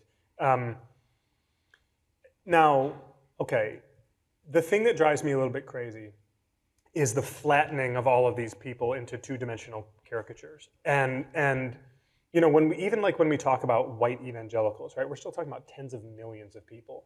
And I think it was on the first or second page of the book that I tried to get this out of the way and put it right up front that to try to assess any group of that size with some singular purpose or intent or motive or character is it's just a fool's errand. I think what keeps me engaging with these people is a recognition of their complexity. And I mean, we're all storytellers here, right? Complexity is at the heart of every great story. The best feeling in the world, it's also sort of for a minute the worst feeling in the world. But as a reporter, when you're working on a really long project, and you realize halfway through or two-thirds of the way through that you completely missed it, that this thing that you were sure was the story actually is not the story because this is the story, and you'd been sort of too stubborn for a minute to realize it, but now it's totally smacked you in the face. Embracing that complexity, breaking up your own sort of neat linear narrative arc is hard, but it's really necessary. And so a lot of the people who I've spent time engaging with in this space, they hold views on certain things, or they're willing to say certain things that are at times to me just mind-blowingly offensive and un-Christian. And yet, in those same conversations, I will witness a spark, I will witness a generosity, I will witness a decency and an empathy that is, I think, reflective of Christ himself. And so I have to be humble enough and solicitous enough. I'll just give you a very quick example of this. We have a great family friend. He's not online much, so I doubt he would ever see a recording of this. But he's a guy who is a prototypical older white dude who holds a very devout evangelical Christian who holds a lot of positions that in modern society would not be well received. And he voices them in a pretty gruff, inarticulate way. He works in the trades. He is in some ways, sort of this walking stereotype. And if you were to do a man on the street interview with him for 5 or 10 minutes, you would get a couple of those quotes and you would relay those quotes to your editor, and your editor would be like, whoa, okay, get on a plane and come back home. We don't want you there much longer, right? What you probably would not know if you only talked to that person for 5 or 10 minutes is that this guy, who's a bachelor in his 70s now, has spent the last few decades working 9 or 10 months of the year in his trades doing plumbing and electrical work. And then for 2 months of the year, he goes to Guatemala and he builds orphanages for kids. And he's been doing this for 30 years. And he has a picture of him with scores and scores of kids from age 2 to age 20 who have come through these orphanages that he built with his bare hands, because he believes that these kids are made in the image of God and that they deserve to have an education and a house and a family and a future. So how do you reconcile the versions of that individual? You don't do it with a flyby. You can't do it with just some sort of hit and run conversation, whether it's journalistically or interpersonally or whatever. You have to make a concerted effort to find the complexity and the nuance in these people and the humanity in these people, because it exists. Can I add Please, to that? of course, please. I think I just want to add to what you're saying that we have to hold on to each other in spite of these differences because we're either literally like my family or in a spiritual sense we're family. Like you can't chop off your arm or your leg. You're James Baldwin. He said it that of course, I don't remember the quote, but basically that the Black American and the white American are sons of the same parent. It's just that one is the most reviled son. And for him to assert that familyness is the most moving thing. I just want to give an anecdote of being in the protest that was outside Howdy Modi in Texas in 2019 summer. There were 52,000 people who streamed into the stadium, and Modi and Trump hugged each other. And I was outside. I don't know of any other Hindu that was out there, but I was with Muslim brothers and sisters. And I was with an organization called Indian American Muslim Council, and they were holding up the Indian flag. And the Muslims from other countries and Pakistan, and there were even Palestinian people in that protest, all kinds of people that weren't Indian, came and asked this little organization to put down their flag because the flag stands for, Islamophobia and it stands for murder. And I can't tell you how moving it was to be with Muslim men and women who were holding up the Indian flag and insisting on holding it up. And I feel like we live here in this country. We have to make that American flag stand for love and that sense of family. That's our job. So I like your husband's move. Natalie Allison from Washington Post.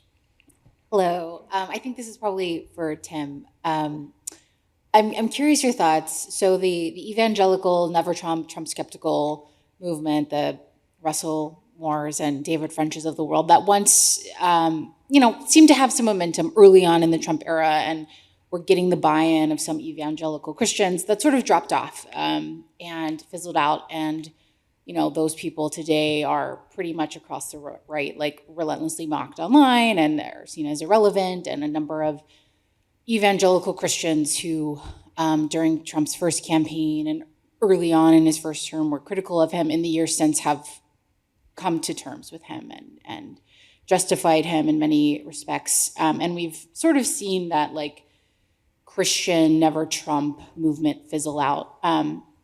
And I think that was sort of at its peak in 2024 when everybody rallied around Trump. He survived the assassination attempt and he seemed inevitable. He totally demolished anyone who tried to take him on in the Republican primary. And it was just okay, conservatives of all stripes are coming around and embracing Trump. But I've seen a couple flashes in the last couple of months of Christians speaking out again. We saw it with the Obama ape video, and then the National Prayer Breakfast Day. I was surprised to see some evangelical Christians who were otherwise Trump supporters criticizing the tenor of his remarks. And I'm curious if you see any scenario in which the Christians who are sort of opposing MAGA and Trumpism gain any steam moving into the 2028 election, or is that just, those people have lost relevance forever?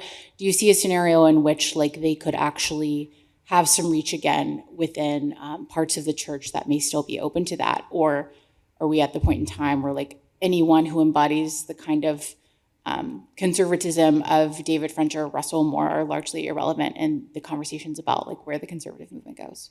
Yeah, Natalie, it's a good question. So you have a lot of different things happening at once here. I talked a minute ago about how the intensity has waned, but I'm always mindful as a reporter in understanding the difference between voting and promoting, right? And so I think while it's true that Trump did even better among self-identified white evangelicals in 24 than he did in 20 or in 16. I also think that can be true, while it's also true that the intensity was waning, and I think has continued to wane. And I think part of that is a growing recognition among the rank and file, even among the rank and file who find Russell and David and others to be like, you know, to be sort of abhorrent. And I mean, it is crazy to see the degree to which two teddy bears like Russell Moore and David French could become so vilified in such a short period of time. But I think that the warnings that they issued starting 10 years ago about Trump, and not only about Trump, but about sort of Trumpism and about the politics of Trump, to see so many of those warnings having been proven true, right? That character does matter, that transactionalism does lead to a sort of moral hazard. I mean, even the folks who were all in on Trump because of getting the judges and getting Roe v. Wade overturned, like, you reckon with that now, and like the raw number of abortions has gone up and continues to go up, like, significantly. And so there's this question of like, did we win the battle but lose the war here? Now, this takes me to the other big thing I think is happening, which is that it's an unfair fight fundamentally, because the really hardcore political Christians, they're not going to walk away from the fight.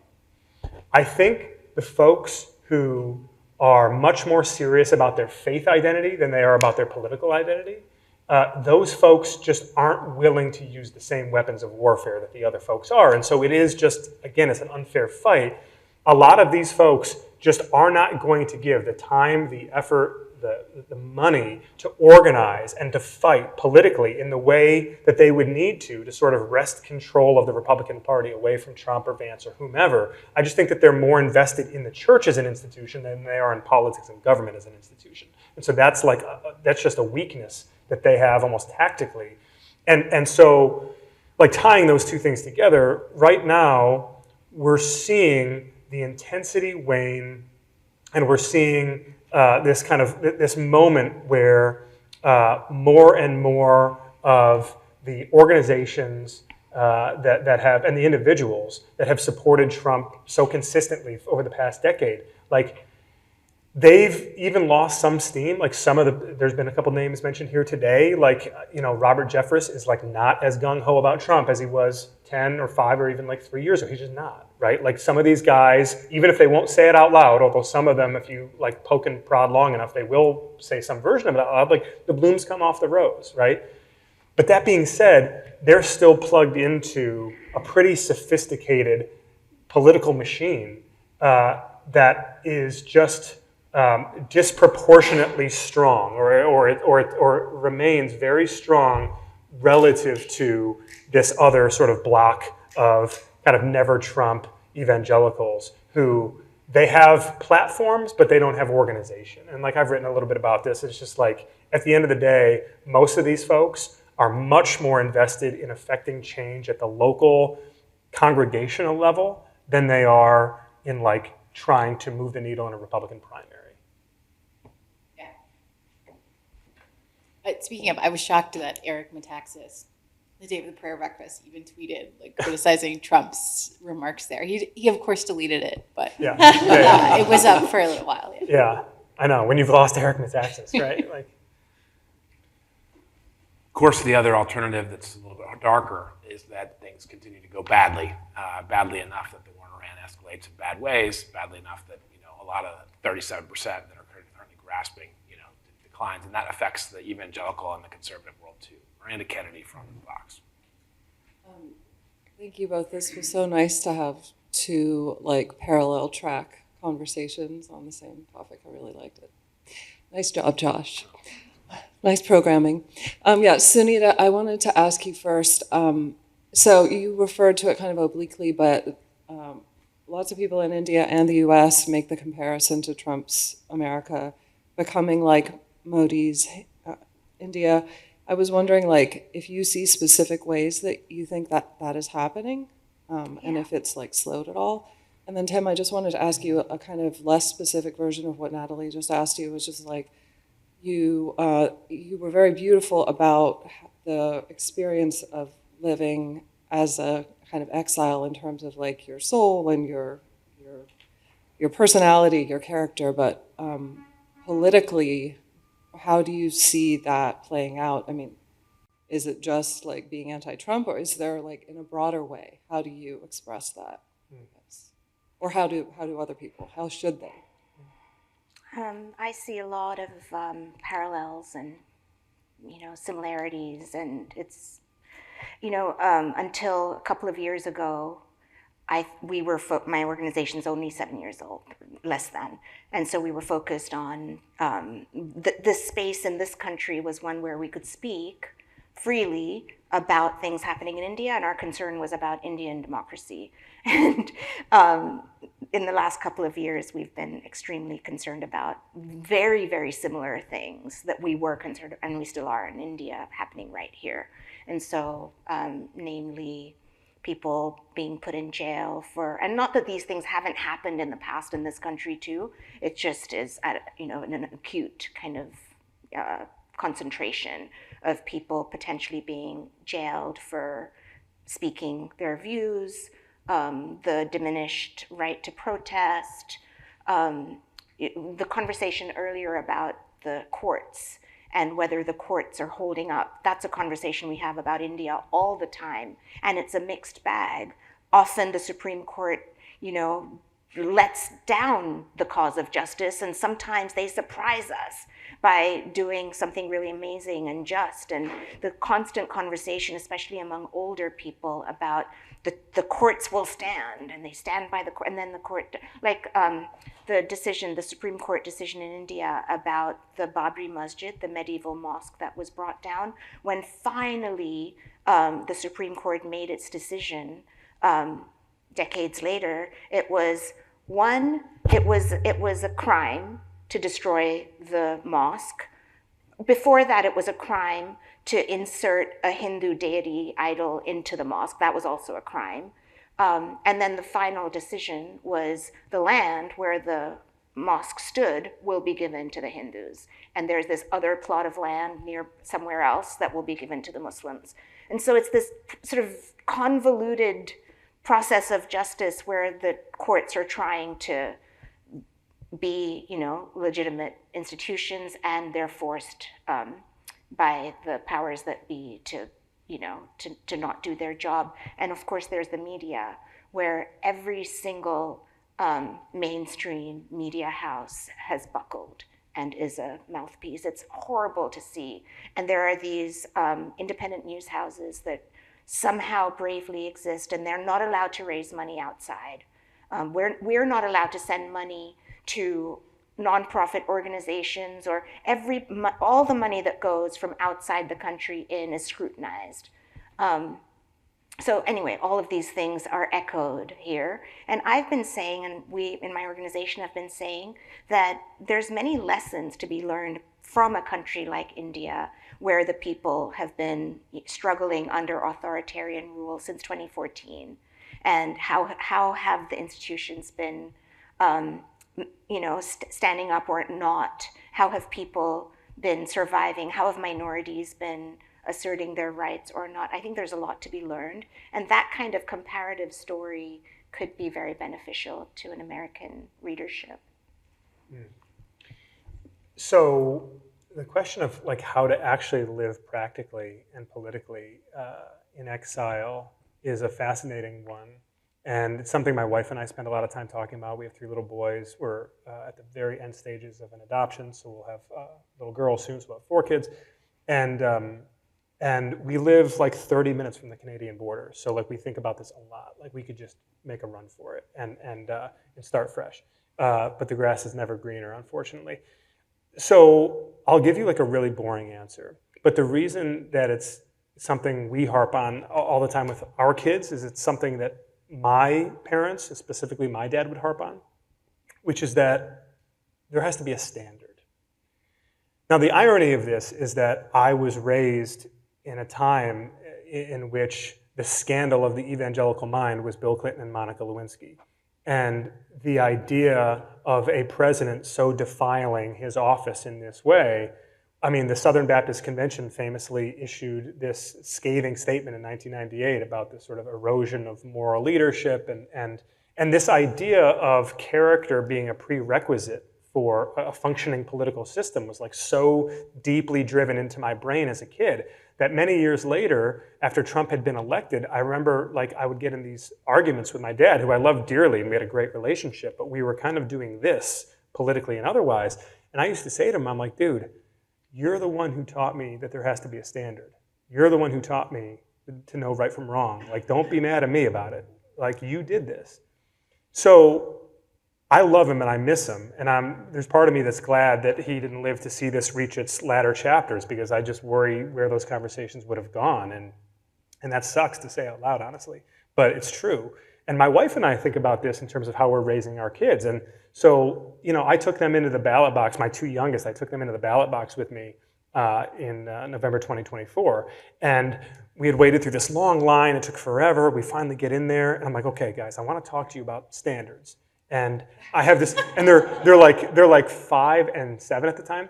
And so I give them this like long talk as I'm writing in a name, and I tell them why I'm not voting for either of the two candidates. And I'm writing in this name, and like I get to the end of it, and they're like, "Can we get the stickers now?" Like, yeah, we can get the stickers now.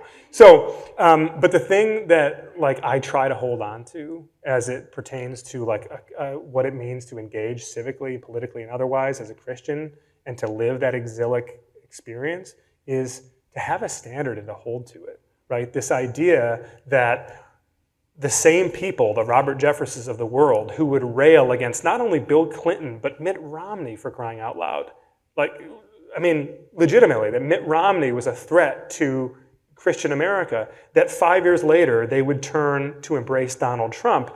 And you ask them why, and they will give you the answer that we've heard 5 times already today. Well, we're under siege, right? Things have changed.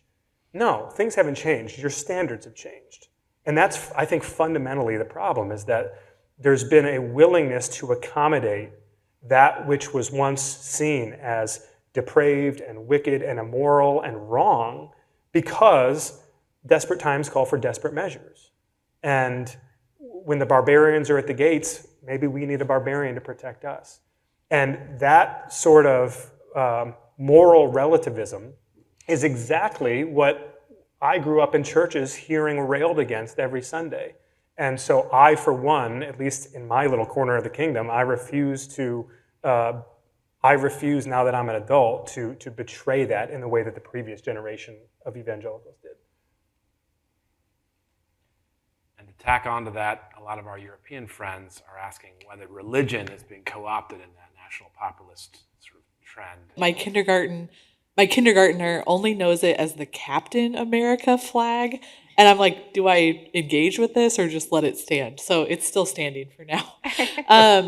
What was on my mind was when Biden was elected, I had this kind of Pollyanna-ish view that was like, okay, Biden will be aware that conservative Christians feel under siege and will try to build a bridge that says, like, I'm going to have democratic policies, but I'm going to be mindful of religious exceptions or sort of religious accommodations.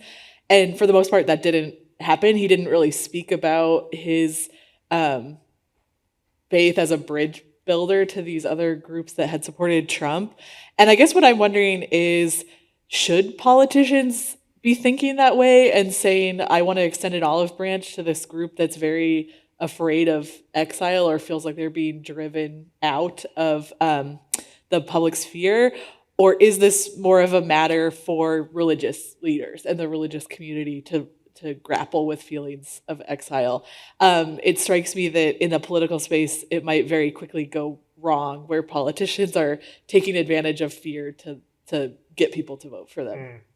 I would just say quickly that I think there is a great irony in the fact that so many on the Christian right will point to Obama as the villain here, who sort of antagonized evangelical America and stuck a finger in their eye and refused to build those bridges, when I think I lived through this and reported on it, and I just did not find that to be the case. I think Biden is way guiltier in that respect. I think Biden had an incredible opportunity when he was elected to build those bridges and to use his own Catholic faith as a way to, as he used to talk about constantly, bring down the temperature and sort of restore the civic dialogue that had gone absent. And he and his administration did the exact opposite time and time again. And I know that there are a lot of people in the Democratic Party, including Obama himself, who were really stunned by that. And I think it's something that was not reported on enough. And in hindsight, I think the history books will record that Biden had an opportunity there and he blew it. And in some not insignificant way, I think it helped to pave the road back to Trump 2.0.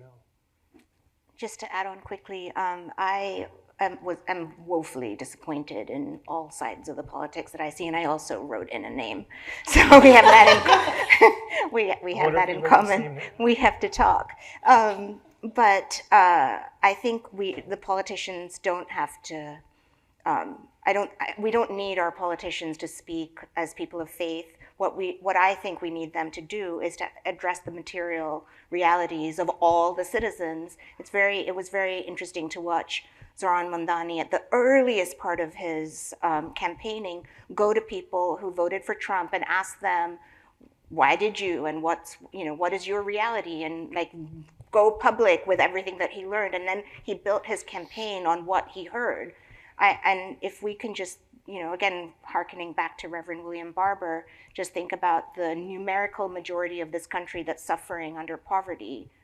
And just that will lead us to do the right thing. We don't need it to be a faith-based. I neglected to mention at the beginning of this session that we have just been joined by Lauren Constantino at the Miami Herald, and she's terrific. She's been part of a gathering or two up in D.C., she covers religion there. So Lauren, we're going to abate the sort of trend line right around that path. Come on. Sorry. I was thinking a lot about these post-denominational sort of independent charismatic Christian circles, the apostolic, the really extreme far right, and how those leaders sometimes paint themselves as exiles, like from denominational Christianity.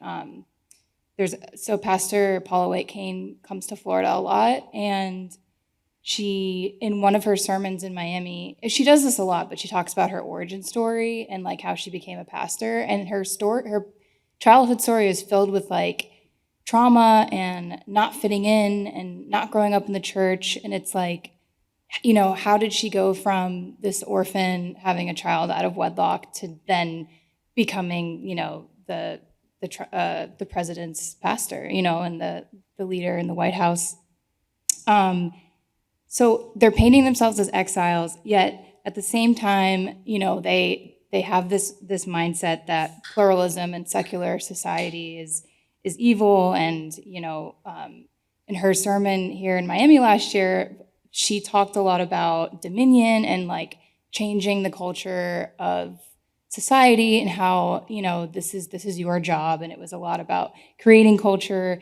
She said culture is a kingdom, and that culture is a kingdom culture where you bring your heart of God into hurting humanity. So I'm just wondering, like, how do you make sense of that? Like this like far right group that is sort of painting themselves as like, because that's appealing to a lot of people, right? Like if you don't fit into a church, you're not a perfect person. Like, we're here for you, but at the same time, you're promoting this idea that, like, our theology tells us that we need to have dominion over society and that pluralism is bad. So I was just wondering how you make sense of that. I've spent a lot of time these last few years traveling around in the charismatic spaces and getting to know a lot of these people and trying to like really get to know them, like not just quick fill up a notebook and leave, like try to understand them. And I really struggle to reconcile everything that I see and hear. I don't think it's coincidental that when you see these photos of Trump being prayed over, or when you see the roster of Trump's like evangelical advisory board, that it is now overwhelmingly charismatic. I had a friend send a picture, this is like, I don't know, 6 months ago or so. There was a photo op in the Oval, and he said to me, how different is this to the first term? Like just the people in the room. And like we were counting them up, and it was like 9 of the 10 people were like independent charismatics. And in the first term, it would have been like 9 out of the 10 were, SBC, or they were whatever. Like they would have been denominationally aligned. So there's been a pretty significant shift there. And maybe it ties back into this question about like the standard or having some baseline of like what you believe or how you how you apply practical doctrine to real world politics. Like, I think some of the folks who have a more discernible worldview at the intersection of culture and politics are the people who, at some point over the last few years, just decided, you know what, like, this isn't quite for me anymore. And they sort of bowed out, and they were replaced, largely speaking, by a lot of folks whose worldview is harder to make sense of. Just to put it like really bluntly, because it is hard. It is very hard to make sense of. More thin. Yep. Okay, let's get 2 more questions on the record and then a closing comment and we'll adjourn. Sabrina and Jack, okay? Hi, thank you guys for everything. One of the things that strikes me is... A little closer to the mic, if you would, Sabrina. Sorry. We can't quite hear. Hearing both Tim and Sunita, both of you speak, I find it really interesting now to find out with Sunita as well that neither of you voted for Trump or Kamala Harris. And I've met many people that didn't vote for either of them, that didn't vote, period, in the 2024 election. But so much of our discourse is 50-50, is we're so divided, either you loved Trump or you loved Kamala Harris or you loved Democrats, and sort of that division that happens.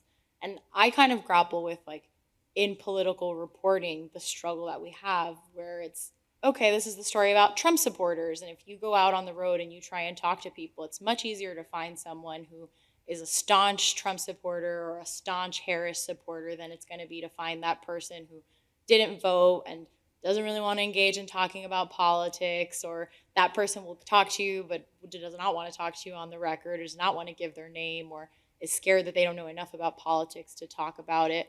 And I wonder about, one, the role of journalism in the narratives that we have in politics today, and if there is anyone who is doing a good job of talking to those people in the middle, those people who didn't see themselves in either candidate or in either direction that the parties are taking. I know that that's not a straightforward answer, and that also transcends religion, but it's something that I grapple with as we think of like continuing political coverage, is the amount of people who just don't see themselves in where we are today and feel exhausted by the moment that we're in politics, that just ultimately are like, I just want to check out of this entire thing, or don't like where things are headed. Like, how as journalists we engage with them, but also in the like political scene as we look to future elections, like who is doing a good job, whether that's like certain politicians or certain organizations, and engaging those people. Actually, let's get Jack on the record. Yeah. And just to build on that, a more specific question related to those same communities. Tim, you kind of talk about the exiles of the exiles, right? The folks who may not have voted for Trump, who may not have voted for Kamala Harris, but they're not really necessarily solidly in the Democratic world or the Republican world, so they kind of feel exiled from both. And I'm just curious about what that community is like in practice. Are these evangelicals that are just living constantly in tension with their own community? Do they gather together? Do they have their own barbecues? Are they sitting in the back of Episcopal churches frustrated? Like, I'm just curious what that has felt like in practice for that community as it's ebbed and flowed and grown and shrunk over the last 8 years. And so, Nita, you've talked, speaking about communities, you mentioned Reverend Barber a few times. I know that you were among a largely Christian community when you were in Minneapolis, where they were also decrying Christian nationalism, among other things. I'm curious, you talked about the diversity among on the right. I'm curious about what it's like for you on the left, and when you're finding common cause with people who are, for instance, pushing back about what they describe as overreaching Christian nationalism, like what that community has been like, and whether there's cross-pollination of strategies between those groups. Final comment. Go ahead. Okay. Wow. Let me think. What was the first question again? It was about where is the news delivering the middle story rather than the two. Hughes says there's 45 Republican, 44 Dem, and 11% independents now, let alone beyond independents, just into people who might be one of those other camps, but they didn't vote for either candidate. What's that community doing? So in terms of where you get the stories from neither extreme, I think I personally, in the Indian context and the Indian diaspora context, there are people who've given up on media, and they have, not because they've given up gladly, they want their journalists who aren't able to feed themselves in India, really bright, brilliant people, and they have taken to YouTube, and they're able to monetize their truth telling, and it's a mission-oriented journalism, and it brings out voices that are nuanced. They take time to interview people, and I personally, really appreciate the deep learning that comes from those places. I took Rajmohan Gandhi, who's one of the grandchildren of Gandhi, who's 90 years old now. I took him to an Amnesty USA. I was on the board, and I took him to a board meeting, and it was after the Indian election and before the US election, and so board members asked him, what can we learn? Because there was a dent in the BJP and the Modi's win. He still won, but with, he had to have a coalition. So the question was, what can we learn from that? And Rajmohan Gandhi just said, write this down. This is the key. And he said the name Dhruv Rathi, and he spelt it. And he's one of these YouTube truth tellers. So I think that's an answer. And in terms of what it's like to be on the left and the diversity there, I think if I were not a Hindu, I would be a happy camper on the left because it is very diverse.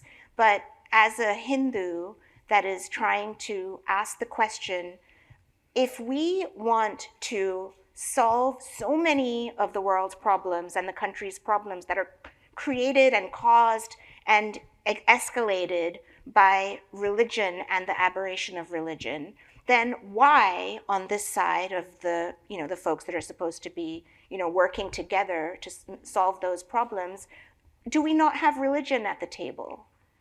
What is the theory of change here is a very unpopular question. And then in the interfaith spaces, there's a different kind of blind spot. Progressive interfaith space wants to rail against Trump, but they don't want to talk about whether it's, first of all, the fact that it's not just Trump, it's Trump and what came before Trump and what came before that and what came before, they don't want to, that involves looking in the mirror, which people don't want to do. And they also would rather talk about the havoc that's being wreaked here on our soil and not abroad. So as long as you stick to MAGA, ICE, and don't talk about Palestine, India, et cetera, Iran, you're safe in the progressive interfaith space. But if you start to talk, you're not welcome. So it's actually it's a difficult moment. Okay, so I recognize I'm the only thing standing between everybody and the beach. So I'll try to be super fast. Sabrina, I think I don't know if we were at Politico when this happened at the same time, but in 2019, I had moved back to Michigan. I had been sort of plotting my escape from DC for a long time. I really wanted to cover the 2020 campaign from Michigan and just from the middle of the country. And I had pitched this project basically where I would start writing dispatches from regular places with regular people, and the whole pitch was these are going to be sometimes they're going to be very boring, and that's the point, that we need to get inside the nooks and crannies of these communities to find out what's going on with these people. And it was called Letters to Washington, spinning off the New York thing. And I would just say and I'm sorry for any former editors watching, but nobody liked the idea. There was one dude, the late great Blake Hounshaw, bless his soul, who loved the idea, and he had the juice to get it going. And we did it for a year. But I remember as I was pitching it and meeting so much resistance that one of our colleagues at the time, said to me, she said, "Don't you know that we have an institutional bias against writing about regular people?" And it's so true. It just is, right? That most people are kind of regular and kind of boring, and they're nothing resembling the fever dream that we imagine they are. And we don't want to write about those people for the most part. And that's just the sad reality of things. Jack, your question, here's the thing. When I say the intensity has waned, I say that sort of across the board. I'm not just talking about the people who used to be hair on fire for Trump and now they're going to vote for him. They maybe even left a bumper sticker on their car, but they're not going around proselytizing their neighbors, and they're not going to be a precinct captain or whatever. That is happening for sure.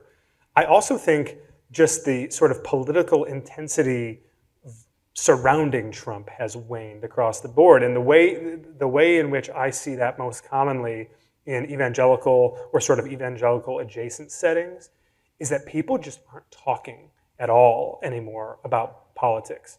I think 16 was hard and 20 was hard, but COVID was scarring. I just don't think people who don't live inside the evangelical ecosystem understand the degree to which COVID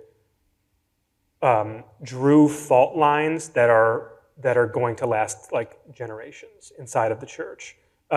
It was because the question of whether you voted for or against Trump, or even the question of like what happened on January 6th, like those things were hard enough to grapple with inside of a lot of these churches that are politically and culturally and racially diverse. And there are plenty of those churches, believe it or not. They're just, I don't think, reported on very much.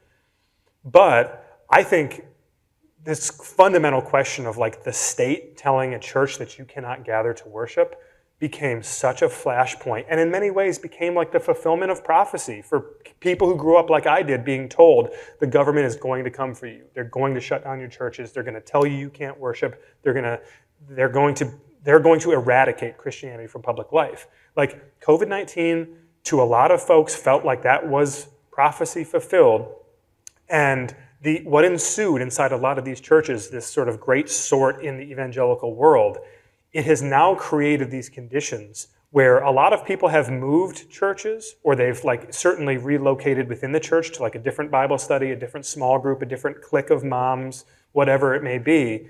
But even within those cliques, and like I've seen this in my own church, like even within some of those cliques, like people do not talk about politics anymore. It just doesn't, like, because I think everybody is like now permanently walking on eggshells, where they're worried that anything they say about, not just about Trump, but like anything happening in the country, that suddenly it's going to like, it's PTSD, it's going to trigger all these events of the past 5-6 years. And so that's the way that I see it dealt with the most frequently, is that it's just ignored altogether, which is like probably not super healthy, but it seems like it's the thing that's most comfortable for people at this point. It's great. Just a really quick story, and then we'll break. I remember, I think this came from Marco Rubio, actually, who was mentioned earlier today. But the story is told, ideally, being an exile can make us a little bit more nimble, a little bit more fluid, perhaps. So the story is told of 2 Republican congressmen leaving the Capitol and walking down Pennsylvania Avenue and seeing at like 3rd and East Cap on the right-hand side that there was a sign at the Democratic National Headquarters that said, "Become a Democrat today, earn $1,000. And so they said to themselves, like, what? Like, could that be right? And they have a little time. It was lunch break. So one decides he's going to saunter in, and he does. And his buddy's out front, and a whole hour goes by. He doesn't come back out.